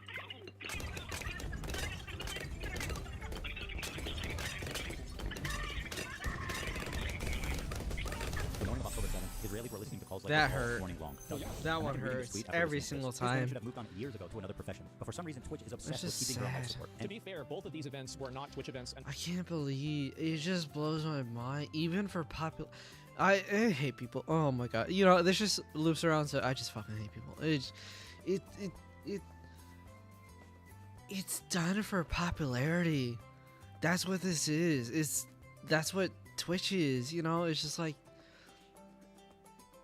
oh, and you can listen to that. You can listen to that and be like, yeah, they're valid targets. Yeah, fuck Israel. Like, I don't. It's just, like, not to say you even have to support Israel in the war. I don't care if you do, but it's like, you know, because I can understand if, like, here's the grace I'll give, right? Is I don't like Hamas. I think all their tactics are cowardly tactics, right? Human shields, hospital, schools, right? Like, I don't like Hamas at all. And if you even have the opinion that they're a resistance, I can slightly understand, right? You know, maybe the conditions for sure have never been good for the Palestinians under Israel, but like, there's nothing in the world that justifies here, like, not. Here's the thing, right? Is like, once you hear it from like any side, I'm sure, right? If I heard Hamas people begging for their lives, I would probably just still be as sad, right? It would probably hurt. But it's like, Hamas is doing this to themselves, right? But so I'm not gonna feel as bad, but I'm still gonna feel bad, regardless if they're terrorists or not. But I don't know how you can hear that when they're not the people, when these are civilians, these are just random people, and you can just be okay and support it. It blows my fucking mind. Holy fuck. Jesus. And they were run by, ironically, Cutie Cinderella, who's Ludwig's girlfriend. Instead of moderating, what? They actually gave her an award, Together Oh, for Legendary yeah. Woman, in which you would get front page Wait, placement. which gave her that? Wait, I didn't even know about this one. Oh, fuck, This never one? mind. Legendary Woman. All year long. This is actually my favorite detail about Frogan. She won Oh, Rising Star Award at the Twitch. Streamer Award. Oh. Also put on by her friends. And then the next year, guys, she gets nominated for Rising Star again. Are they fucking with her? Yeah. Rising Star twice. You weren't down, man. Love Like, that you were never part. up. That was the problem. They tried to pretend like you were Lord. up, but you were always down. Rising Star twice. He's right. What's this Yeah, fucking I remember not Ludwig. Fucking Miz joked about this, and she got so upset. Mario Kart? You hit a boost up there or some shit? The picture is fake in the second one. Yes, that's correct. The picture that was used Oh, in the does second image this- is in fact fake, but it is true that she was nominated and won Where did Rising he Star go? 2 years in a row. I think that maybe she didn't get Oh. both years, but she at least got nominated 2 years I in a row. fucked up. Yeah, Okay. but like the fun, like it's the wrong image, but the right argument. She won one, lost one. Well, that would make sense, right? Because Frogan is 2 times Rising Star champ, and because of her massive viewers, 100 concurrent viewers, it only makes sense that Twitch would give her one of the main stages at TwitchCon to do a 45-minute long segment. Her idea that was Twitch approved, Arab to Jew racial tier list. Yeah, I don't know what they were. Wow. That's crazy, isn't it? That's crazy. Was even a thing? Yeah, I don't know. So the premise is who can say Habibi, an Arabic word of affection like baby or sweetheart. This tier list determines who can say it. Top and most desirable here is Arab. Damn. And at the bottom, 8? the worst one is, quote, loves Sabra. Now, why does love Sabra equate to Jew? Sabra's a well-known Israeli company that makes hummus. They've been on the divestment list for many, many years, so the activists are well aware of their status. Oh yeah, and Sabra literally means a Jew that was born in Israel. It also plays up... A Jewish person born in Israel. Huh, how about that? Yeah. It also plays up an anti-Semitic trope that denies Jewish identity in the Middle East. There's this idea that Israelis are all white colonizers who are stealing the culture and identity of Arabs to make it seem like they belong there. Watch Frogan and her co-host accuse Israelis of culturally appropriating Arab culture. The one thing that's like funny is that there's 2 types of like genocide, right? There's like genocide of real people, and then there's like cultural genocide, right? Like this is fucking funny. Those motherfuckers trying to take almost save Israelis. The most insane thing. With the fact that they have the audacity to take Sabra and they said it's the staple hummus of America. That's all you got? I mean, that's actual like cultural appropriation. Like, people get mad when someone has like dreadlocks and they call that culture. I mean, come on, this is like a hairdo. Like, it's okay. People, like, white people are allowed to have dreadlocks if they want dreadlocks. But like, actually trying to claim our food, our desserts. Just one question for you guys. Who the fuck do you think is making the hummus in Israel? Martha Stewart? Oh, it's the same fucking Arabic people. Yeah, my understanding is that Jews and Arab people all, they don't speak the same Headshot. Like that's my understanding. Now I could be wrong about that. No, I mean I don't think it's entirely true every time, right? And like obviously as time has gone on. What do you things change. mean? Take a break. Hold up. I'm beefing with the game. Take a break from BTDC. Fuck. Whatever the fuck. Look, TD6. I'm not even done. You're the ones who decided 80 fucking rounds for a thing. Oh, fuck you. Go fuck yourself. Go fuck yourself, Like, dude. I mean, I don't know. Is this like a provision of action? Is this like I thought this was just established. Some people just do this. Views that you kicked do. Yes, they also like comment, and they like all the same shit you do. Because they are you kicked them all out, and now you're accusing them of stealing your culture. You want to talk about cultural genocide? Well, here it is. You racist piece of shit. Those motherfuckers trying to take hummus and say it's Israeli is the most insane Oh, thing. hell yeah. Please come back. Here's a hummus place we used to eat at. The chef is from Yemen. Here's another dude from Syria. Does this dude look like a white colonizer video? Would you like to tell him? See, this is one thing that I think is also probably true. Like, I really don't know about this, but I think that in places where there are both like Arabs and Jewish people, I think that probably in a lot of cases they just generally get along. Awesome. Am I wrong about that? Am I? Yeah, they do. Yeah, they probably do. Right? Exactly. And so. I feel like this is another issue, is that you have people that are like super ideologically motivated that end up radicalizing people that end up making everything in the world a worse place. I think that's a bit more nuanced than that, but yeah, I'm sure there's fiction. It's There's super fiction. range. But like in general, I think people generally can get along, right? In a lot of cases, even if they're very different. I think that in the U.S. that's definitely true. And so I think that normal people are getting radicalized by this. And when you actually probably see a lot of these places, it's everybody getting along and there are no problems. Religion's part of the delusion. Yeah, no, for sure. There's also a religion thing. Yeah, no doubt. Culture. Well, this is what most Israelis look like. Dude, the fact that they have the audacity to create subreddits. This is casual bigotry being passed around like a leftist talking point. It's exactly why people are saying that anti-Semitism is coming mostly from the left. And yes, I know this dipshit is also Jewish. Incredible. He picked up so many tokens, he actually became one. And by the way, everybody on this panel is looking pretty fucking white themselves. So bearing all this Yeah, I'm gonna be honest, like, yeah. I mean, look at my skin, look at their skin, it's pretty close. Incredible. He picked up so many tokens, he actually became one. And by the way, everybody on this panel is looking pretty fucking white. I mean, I don't know what, and I'm a pale guy, right? I'm a really pale guy. Oh, I like it's this just interesting. And white themselves. So bearing all this in mind, it's really not a stretch to say that the Lud Sabra bracket is a dog whistle for Israelis or Jews. The next person is one of my favorite people, Ethan Klein. Ooh, uh-oh. Ooh, That was a good one. That's good. All right, turn that. Turn. That was just a joke in my Stand up. She apparently controlled Put him in the bad Jew category. Oh, put him in the bad Jew category, quick. BFB incoming. Oh, Twitter's been so fucking bad about this. Oh my god. That all you got? Oh god. Oh my god, I can't believe I made that. Jewish creators, and immediately put me in Sabra. Hassan, by the way, who's Turkish, not Arab, is Arab. That's the good one. That's the good one. The Arab ethnicity is S tier. Then Dan's jokes that we don't have a category low enough for Zionists. Once again, calling out my Jewish identity. Where's the? You guys are missing a category for Zionists. And if it isn't about being Jewish, why would they put Zane the heroes in the Sabra? None of the other votes come. You had to do it to him? Prominent Jews on YouTube, and the category next to me when he's not even featured in the game. Who's next down there? Anne Frank, Einstein, Seth Rogen, Schindler. Well, he wasn't Jewish, but they would put him down there, let's be real. It also doesn't help their case that both my wife and Ben Shapiro's wife were born in Israel, which would make them Sabra. So love Sabra, literally in this case, means Jew lover. That sounds pretty racist. But look at the title. How Arab are these Twitch streamers? Hold on a minute. I thought this was about hummus. You know, I'm tired of these people gaslighting me. Haven't the Jews been gassed enough? Sweet. God damn it. Fuck. You went there? Wow, Ethan, I'm so glad. Like, the thing is that I'm so glad that people are not tone policing themselves over this stuff. This is fucking hilarious to me. I think it's so funny. I am so over the era of these fat, annoying, busybody Karens telling you what's funny and what's not. That was funny. You're telling me you understand what a microaggression is, but you can't understand why a Jewish man might be uncomfortable with this. I feel like this is indefensible, blatant, obvious anti-Semitism, and this was greenlit by Twitch to appear on their main stage. I don't think How they is really that even understood it. possible? Right in front of their sponsors too. Chevron, Capcom, and Samsung. This racial tier list was brought to you by our sponsors, Chevron, Capcom, and Samsung. This is an example of Twitch management elevating a racist nobody like Rogan at the detriment of their own company's well-being. Why? After the predictable controversy this caused, Dan Clancy, the CEO, went live for the first time after 2 weeks and did an FAQ. Exciting to be here. Thank you for having me. Always enjoyed speaking with you. And we would like to talk about that. And looking forward to practicing. This person, do you have anti-Semitism problem? And he got banned for that. Yeah, I could see that. Am I addressing the anti-Semitism problem? Dan's response? Permanent ban. Yeah. Why do you not ban streamers that show terrorist propaganda on your website? Good question. Permanent ban. Got it.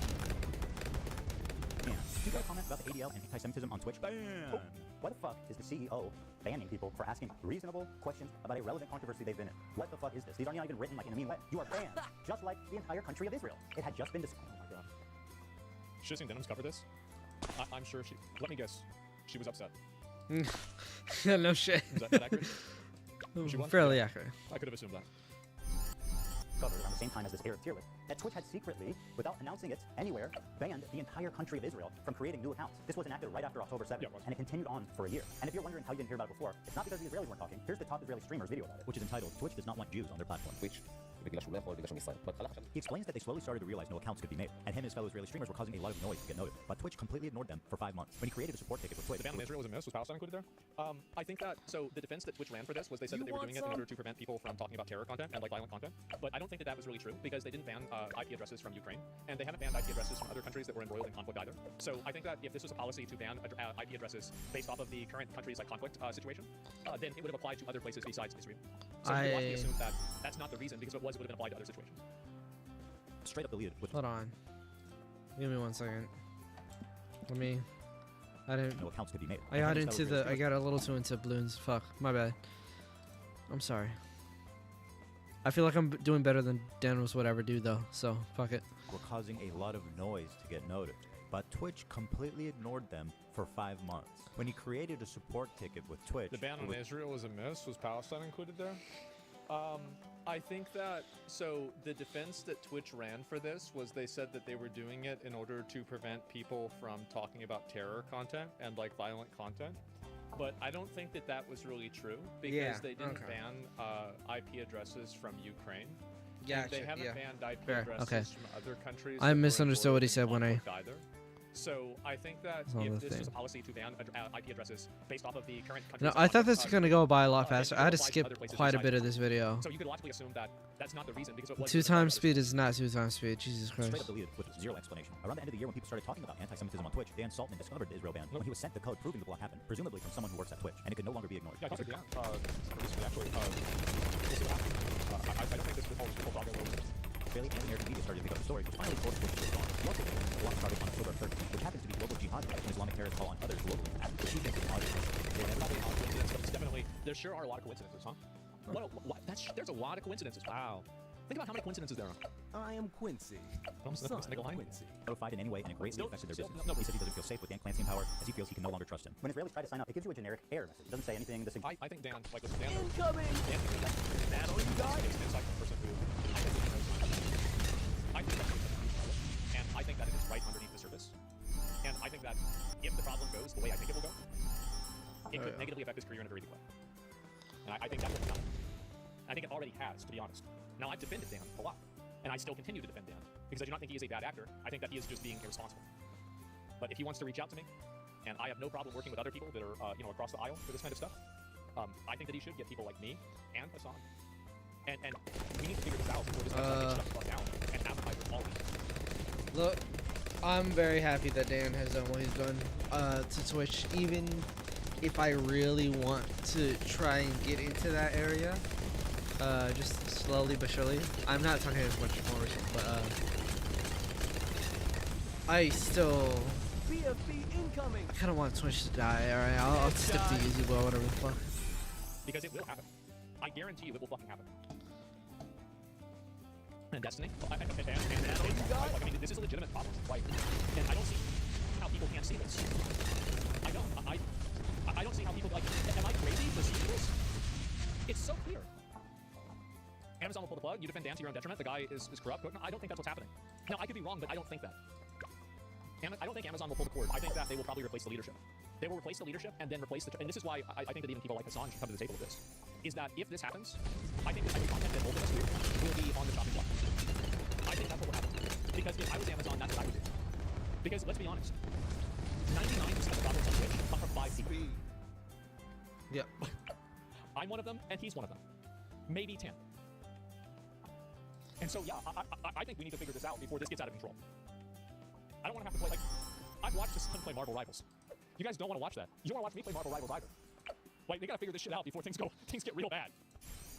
Just that you're ineligible because you're in Israel. So when one of these guys wrote to Twitch customer service, this is what they said. I'm really sorry that you're having issues creating an account. We have reviewed your case thoroughly and can confirm that unfortunately you are not eligible to create a Twitch account. As a result, we will be closing your case at this time. Under the new that all you got? That were immediately community noted. They reviewed the case thoroughly. And then what did they say? It was an act. And they don't. It's all very fishy. A big media company like Twitch doesn't realize that their new account sign-up from Israel has completely flatlined. You're telling me that you guys didn't notice. That's impossible. Then, at the same time, it was announced that Snooko, Fred Pitt, and the little Ruby Blue terrorists were all unbanned and they can stream them on Twitch. This is like, by the way, not oh, that's so good, right? But otherwise, yeah. Holy trinity of anti-Semitism. Yeah, literally Welcome. I know we had time on Vandy, we got suspended, but I went ahead and come on. And we got some games out there that were like,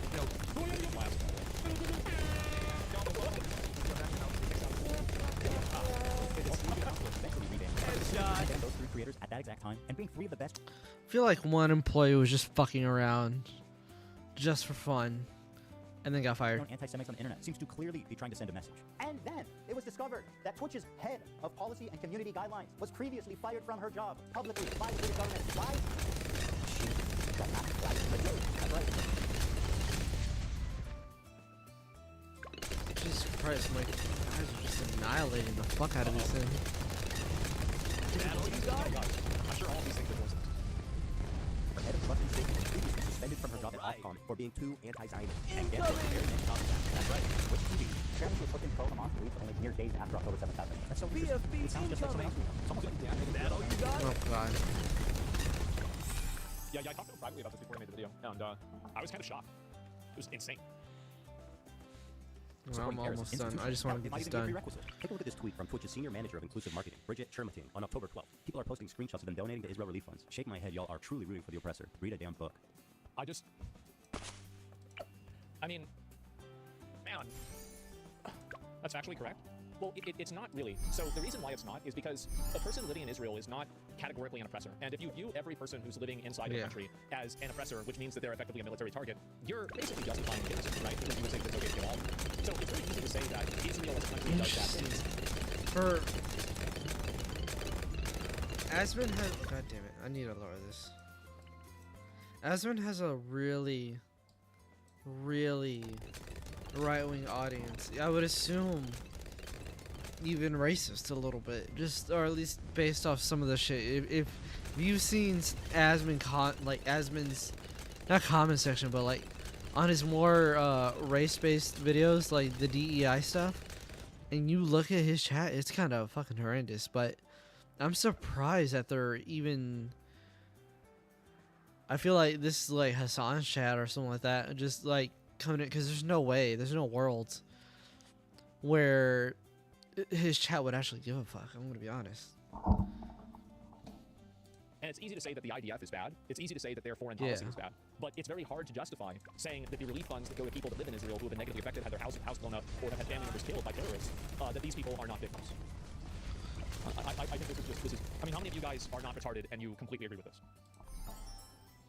Okay, everybody, basically, yeah, everybody. Wow, what a surprise. Israelis aren't monolith? Yeah, and I think that I bet that there are a lot of Israelis who don't like what their government is doing. The same as there's probably a lot of Russians that don't like what their government is doing. I'm sure there's Ukrainians, Chinese people, Americans who don't like it either. Of course, right? And so to act like they're a monolith is, I think it's bad.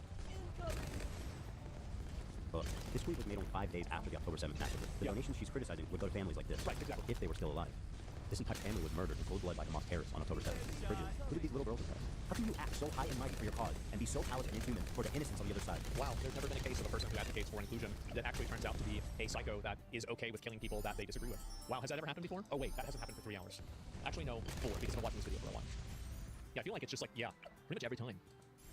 This statement was made by the senior manager for inclusive marketing. Yeah. Is that some kind of joke? Is this what inclusion looks like at Twitch? Inclusion is including everybody whenever you kill them. Is it really crazy at this point, after all this, to say that Twitch has an anti-Semitism problem? I think it would be harder at this point to argue the opposite. Oh, Bridget, one more thing. Sorry, I forgot. What's the difference between a Boy Scout and a Jewish kid? Oh no. What the fuck? Where's this gonna go? I forgot about this. So it probably has to do with like circumcision, right? And something about like, yeah, I can easily get, 2011 down, the camps. Oh. Answer this riddle. What's the difference between a Boy Scout and I don't know this racist joke. This is very advanced racism. I'm actually kind of embarrassed. Oh fuck, oh fuck, oh fuck, thank God. Let us know. And yes, it's true, I should point out this tweet is from 2000. So it's like, oh, the Boy Scouts get like medals for going to camps? But that wouldn't even make sense either. Because they gave the Jewish people things too. That's so stupid. It's not even a good joke.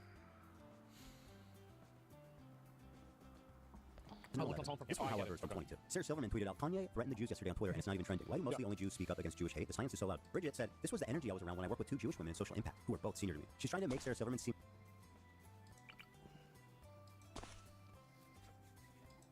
This is like in my opinion, I don't like either one of these people. This is an absolutely let them fight situation, because this is like DEI Ouroboros. I love it. I absolutely fucking love it.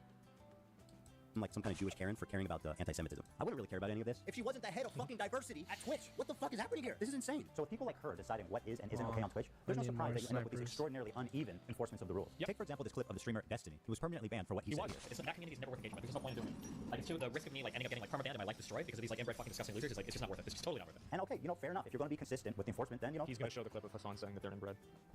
Let's have a friendly, safe environment. It's calling a minority group inbred, which results in a permanent I remember he said that. I remember what happened. Okay. Okay, has anyone else done that?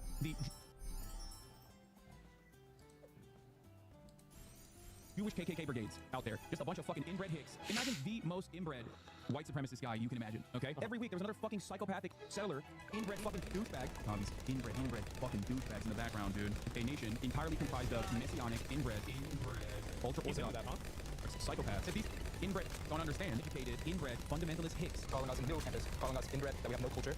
One of them grabbed my friend's Israeli flag in the middle of campus, carried a mob out of the gate that were communicating with the angry mobs outside of campus. Untrained, inbred asses shipped into southern Lebanon, telling us that we are all inbred, and that we have... You know how you know Danimus is bullshit? Because, in this part, when she responded,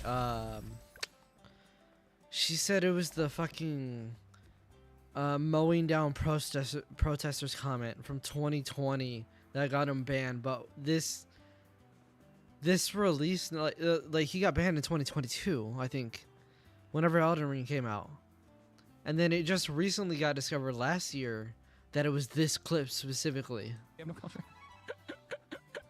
You want to see clips? Inbred. And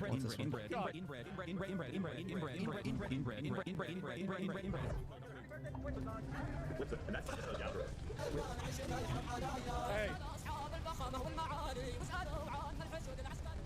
Hassan, a non-Jewish person, is referring to Jews as inbred, consistently throughout his career. Inbred, ultra-orthodox psychopaths. Zero punishment. Hassan, interviewing a Booty Pirate. Oh god, please. Oh, thank god. Zero punishment. Hassan, watching terrorist propaganda with zero critical commentary. They do musicals. They're very musical people. Are you being serious? Zero punishment. Hassan threatening a sitting congressperson. This one actually blew my mind. When I saw he tweeted that, I said, I think that was a pretty big mistake. I'm surprised he tweeted that too. I think that was a really bad one. I'm actually surprised he didn't get in trouble for this. Like no meme or whatever. Like this is a really this is a really bad one. And I said, he's done after this for sure. For sure he is. For those that may not that was like on Twitter, right? I mean, like I should get banned on Twitch for that. I mean, but like I was surprised he didn't get banned on Twitch or Twitter or anything like that for saying that. Is that the gun that killed Shinzo Abe? Yeah, it is. It's the gun that was made to kill him. Do I have to do every single one? Shinzo Abe is a former Japanese prime minister. He served from 2012 to 2020. He was assassinated in July of 22. I'm tired of this. Let's get to the end. I already didn't want to watch the whole thing. The idea was to like get the people in it fundamentally, but I care about it as being that's not. I need Alpha Male Mike from PA. Those clips are just funny. Oh, was I already near the end? Okay, sweet. Well, it sounds far-fetched, but I assure you it's very real. Listen, I'll up the number, okay? 30K to anyone who'll make this dipshit disappear. Bro, that Destiny guy needs to get not gonna fucking lie. It would be so easy. It would solve all of our problems. Like we would have socialism nowadays. See, eventually something like this is going to happen. I'll tell you guys, right? Eventually somebody will say something, somebody will do something, and it will happen. And when it does, that is going to be a very bad time for Twitch. And if I was Amazon and that happened, I would sack the entire executive leadership team of Twitch if that happened. And so I think everybody at Twitch that's working there right now needs to be fucking terrified of this. Gone. Straight gone. Yeah. Why wait for it to happen? Because Twitch isn't going to act on it because they are okay with it, because they agree with these people's politics. The reason why these people are able to say this stuff and get away with it is because Twitch agrees with them. And the people that work at Twitch agree with them. That's why there's asymmetrical enforcement in the rules. It's that simple. I mean, really, how many points on the line do you need to come to that exact same conclusion?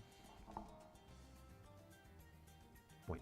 Right? We would have socialism at this point. If somebody just went out of the way and it would be so easy. Thing that happens, I mean, like, holy shit, guys. If you live in Florida, I have an opportunity for you. If you it's also, what I found to be very funny is, do you remember whenever this guy was making that comment about Jewish people recently? Central Committee? It's actually crazy that nobody actually... Wait, do they call him Central Committee?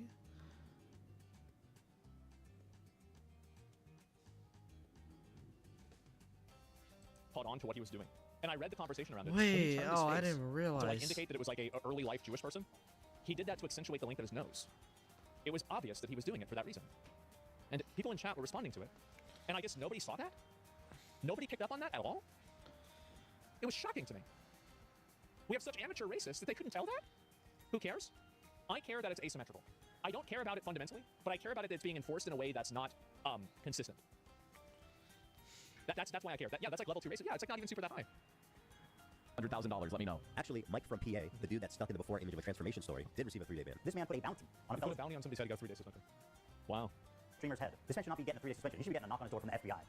I made this video for 2 reasons. First, to stop Hassan infiltrating mainstream media. Hassan has been welcomed by many mainstream outlets. They view him as a friendly social democrat, as someone who's just trying to spread progressive politics online to an important demographic. But we know that's not true. He is not their friend or their ally. If you ever see Hassan rubbing shoulders with anyone from mainstream media, let them know politely, with all the civility in the world, what kind of person he is when he thinks mainstream media isn't watching. Help them understand that his name should be associated with people like Nick Fuentes and Alex Jones, other fringe, radical, political commentators. Number 2, Twitch must be held accountable. Twitch has proven that it will not change by choice, and so it is our moral imperative to enact that change through any reasonable means that we can. Samsung, Chevron, and Capcom. Twitch has given them a lasting association with a racial tier list with Arabs at the top and Jews at the bottom. These brands have every right to know, and they should. We all recall YouTube's adpocalypse. It happened when ads were running over ISIS recruitment videos, and it caused a brand exodus. The same thing is happening. Well, now they're Hamas recruitment videos. This is totally different. ISIS was totally different situation.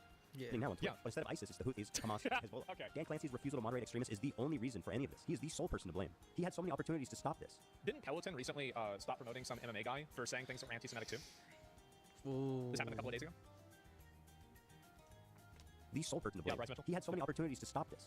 Ultimately, after dedicating months of my life to creating this video, I'm left with one overwhelming conclusion. Fuck this dude. That's it. I think that a lot of, and I feel like really, what a video. Holy shit, what a video. I'll link you guys a video. I think that one of the biggest points that I would make about this is that I think that this is especially true for like Hassan and Frogan, is that I think that their amount of, like kind of like the amount of like kind of defense that they run for, like what I would consider to be like indefensible bad behavior, has actually alienated more people than it's attracted. And I think that the end result of that is that it has caused their cause to lose ground. And it's like, as somebody who, like, I do sympathize with a lot of the people that are in Palestine. In a way, I feel bad for them when they have some pampered, you know, LA girl who's trying to refuse aid on their behalf because it doesn't pass her purity test. I do. I think that's very obnoxious. And I think that that type of thing is harmful for everyone. It doesn't help. Like, the only people it really helps. Thank God. All right. I just need the validation of bigger voices saying this. How many of you see, thank God. Oh, 1 million. 1.5 million. Thank fucking God heard that. Hopefully if they got to the end. Because it just needs to be said a little bit more. Which is dumb to hang so much up on that, right? But it's just... No, it's not being said enough that a dumb bitch white girl needs to not be denying and accepting money on actually suffering people's behalf, and it pisses me off so much. God damn it. Is people who don't even support them, which I found to be the most ironic and ridiculous thing. And even not even Hamas wants to do this. Oh, I don't know about that. Their main goal is not to attract more viewers, but to push their agenda. Yeah, but you can't push your agenda without more viewers. And when you, sorry, if you attract more viewers, I think it won't work, because I think that there's a level of extremism that becomes alienating to people, and I think that they are going into that element of extremism. Like, for example, I feel like in some of the cases, like I know a lot of you guys would be mad because I would defend certain like small snippets of like Hassan. Oh well, like the 9/11 thing. I was like, okay, well this is like what he means is American imperialism. I get kind of what his point is, and like I try not to take people out of context as much as I can, right? But at the same time, there are just a lot of these examples, and especially with interviewing that Houthi guy, that was definitely a pretty big mistake. And I like your fair. No, I do. I try to be fair about everything. And like that's it. But then you bundle it all together. Yeah, no doubt, right? And so except the DEI people, fuck them, right? Fuck them, right? You know what? Maybe I'll do like a active, like, I don't know. I feel like I could just kind of go through one of his DEI videos and just shit on it a little bit, just because it's not. It disregards so much of the time. I feel like, if I'm not mistaken, he makes the no one wants a sins to the father or the sins to the son arguments type things a lot. It's been a minute since I watched an asmongold video. I avoid them now, generally. But this is just kind of refreshing. I was like, thank God. All right, we generally just agree. I don't know what else well, no, I know what else I expected. Yeah, no, I know that, but I'll just talk about each individual thing itself. I was expecting a little bit more him siding with Hassan and stuff like that, just in case, because their friendship's been a little bit confusing and interesting more recently, I guess. But I think that it's fair to say that also. So is defending rape and murder children? Well, that's the thing, right? Is that I think that not immediately condemning that stuff and running defense for it and saying that, you know, terrorist organizations are like not problematic or not bad, and then showing these people that are like invading ships with like machine guns on like unarmed ships, like this kind of stuff is just simply not appealing to an average audience. I think that it's alienating to an average audience. And so I think that the end result of this is that people will be more alienated from these causes. I think that they will be more opposed to any sort of leftist rhetoric. And I think that this is something where people throw the baby out with the bathwater, where now it's kind of like what happened with like the like trans kids and like trans athletes, and like now they're thinking about taking back gay marriage. Like we're already like we're going in reverse and we're going fast, right? And I think that that's what's going to end up happening. There's going to be a countercorrection. There's going to be a countercorrection for this that I think will be harmful to the people that they at least try to be advocates for. And I find that to be very worrisome. I do. And I'll read some comments. Obviously, don't make excuses. I don't know. I think that's a very accurate analysis. I mean, personally, I think it is. do the content nuke for Destiny, or people will call you a Destiny stan. I will watch a content piece that's negative about Destiny, but I will not cover, and this is, I know that H3H3 has, I obviously, like, I read clips, I read LSF and stuff like that. I saw that H3H3 insinuated that Hassan did something that was like some sort of like sexual thing. I will not cover any of those topics. I will not cover those topics because they are unsubstantiated rumors and they are crimes and they should be treated like crimes. So if the next video is about Hassan doing anything that is sexual that is not proven in court, I have no business watching it and I have no interest in watching it. I have the same viewpoint for Destiny. If people want to criticize Destiny for being a cuck or for saying things that are wrong or for losing a debate, that's totally fine. I have no issue with watching that. But I will not cover allegations that are accusations of crime. I think that these things need to be dealt with in a court of law, and I am not a court of law. I'm not the Punisher. That's it. So I'm not going to watch that. Fair enough. And so, yeah, there's no smoke without fire, dude. Okay. Well, then find me the fire. I'm not saying that. I'm saying then go find the fire. Then go to court. Do you think that a lot of the tribalism in the U.S. can be handled by solved by having similar parties, similar in the parliamentary system? I think that there's always going to be problems and what do you call it? And division lines, of course, for sure. No, I feel like the tribalism is just due to one is like since the internet's now a thing and since now we're ever so connected, it's just so much at once. We have to we have to develop a new organizational structure, right? Like, for the most part, I think all of the past has been religion is what holds a country of people together, right? You know, you have your local communities, right? And then you have your cities, your states, or whatever. Or that's for us, right?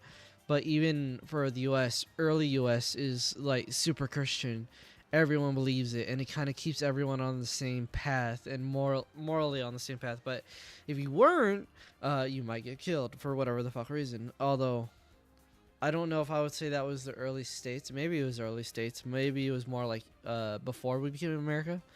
But you know what I'm saying? It's like you can't deny God in those times. But now that we have atheism and it's far more like agreeable and popular, and even then it's still kind of like it's better now than it was like even let's say 15 years ago, where the norm, I still feel like 15 years ago maybe the norm was being a little bit more atheist and stuff like that. I'm not sure though, but because 15 years ago I was what, like only 13. Oh wait, no, oh my god, I'm done. 10. I was like 10, so what the fuck would I know? But it's like I feel like it's a bit easier to be atheist now. And given that, and most people are straying away from like religious type beliefs, we need a new way of going about things to organize and unionize people, other than just parties that give us like a common moral compass, I guess. Because right now is the transition between one moral compass and leaving that one for a new one. We just don't have anything for the new one yet. Right now, it's all political party, and it's all ideology, and so we're just committed at this point. Cause, yeah, we're just committed, you know, social and cultural norms, depending on our state, depending on our city, and stuff like that. So, like, if you're in Texas, a lot of libertarian racists in Texas. All right, I swear to fucking God. Don't bullshit me and pretend like they're not. But like, and then if you're in California, they're the complete opposite. Then it depends on where you are and what situation you grew up in. But we kind of have to find something to surpass that now, because religion is pretty much dead over here, which I don't think is a bad thing. It's not. We can leave out the old and come up with something new. Hopefully, I like to think so. Tsunami's turning on X right now? Oh, yeah, I don't know. I'd have to look and see a smoke machine. Yeah, I mean, actually, yeah, there are examples where there's smoke and there's not fire. Why cover something that could ruin a person's life when it's not proven to be true? Yeah, and like, that's why I didn't watch this video for a while, by the way. The reason why I didn't watch the video for quite a while is precisely for that reason. It's because I was concerned that I know that there are accusations against Hassan. Now, my personal opinion is that I don't think that these accusations have a ton of weight behind them, but at the same time, I know that there are these accusations out against him, and that's why I refrained from watching the video, because I didn't want to platform that. And so, yeah, that's really about it. Hassan wants to debate as a reply, though? Yeah, no, and if Hassan and Ethan want to debate, if they want to moderate, I'll do it. Yeah, I want to moderate, I'll do it, sure. I wouldn't mind Asmon. Asmon's always been a good moderator. Or at least I remember watching like the early pre-2020, before 2020, or maybe it was 2020. Oh, maybe it was 2020. I don't remember. But like the early debates, some of Destiny's early debates. And I think Asmon was a moderator for like maybe one or two, but like he was good at it. from what I saw. He was kind of decent at it. He was really good at it, picking up on new information and rationalizing it to the most gracious it could be. Hey, that'd be incredible. No, please. Oh, you think I would ever refuse content? Hassan would never? Well, he was the one that initiated it. Hassan wanted to debate Ethan himself. Yeah, no, that's, I don't know what you mean by that. And Hassan refuses to watch the video. Yeah, it makes sense why he wouldn't want to platform a video that's negative about him. I think that you shouldn't expect him to. Hassan wants to debate in bad faith, let's be real. Well, look, I'm not trying to get into that, right? All I'm saying is that if they want to do a debate and they want to have somebody who, like, I've been friendly towards Ethan, I've been friendly towards Hassan really for years now. And so if they want somebody, like, I feel like I've got to be probably the closest thing to an unbiased person if they want to moderate it, that they can find. So, and if not, they just want to do it themselves, that's fine, I'll react to it, right?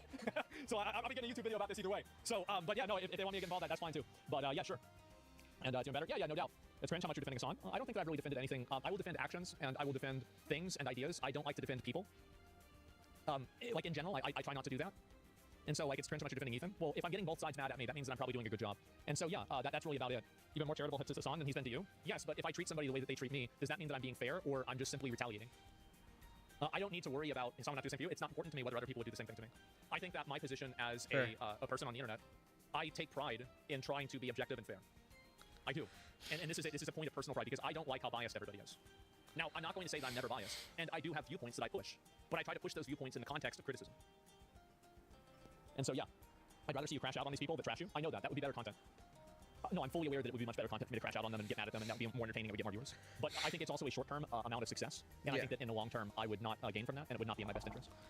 Here's the thing, right? Is like, I completely agree. It's just, it's so hard to do that. Oh god, I wish I could do that better now, because I lack the patience right now. I'm trying to get to the point where I can just kind of not react, and just because here's the thing, right?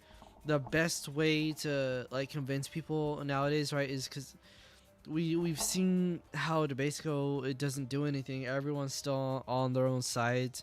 It's not effective. It doesn't work. We just have to.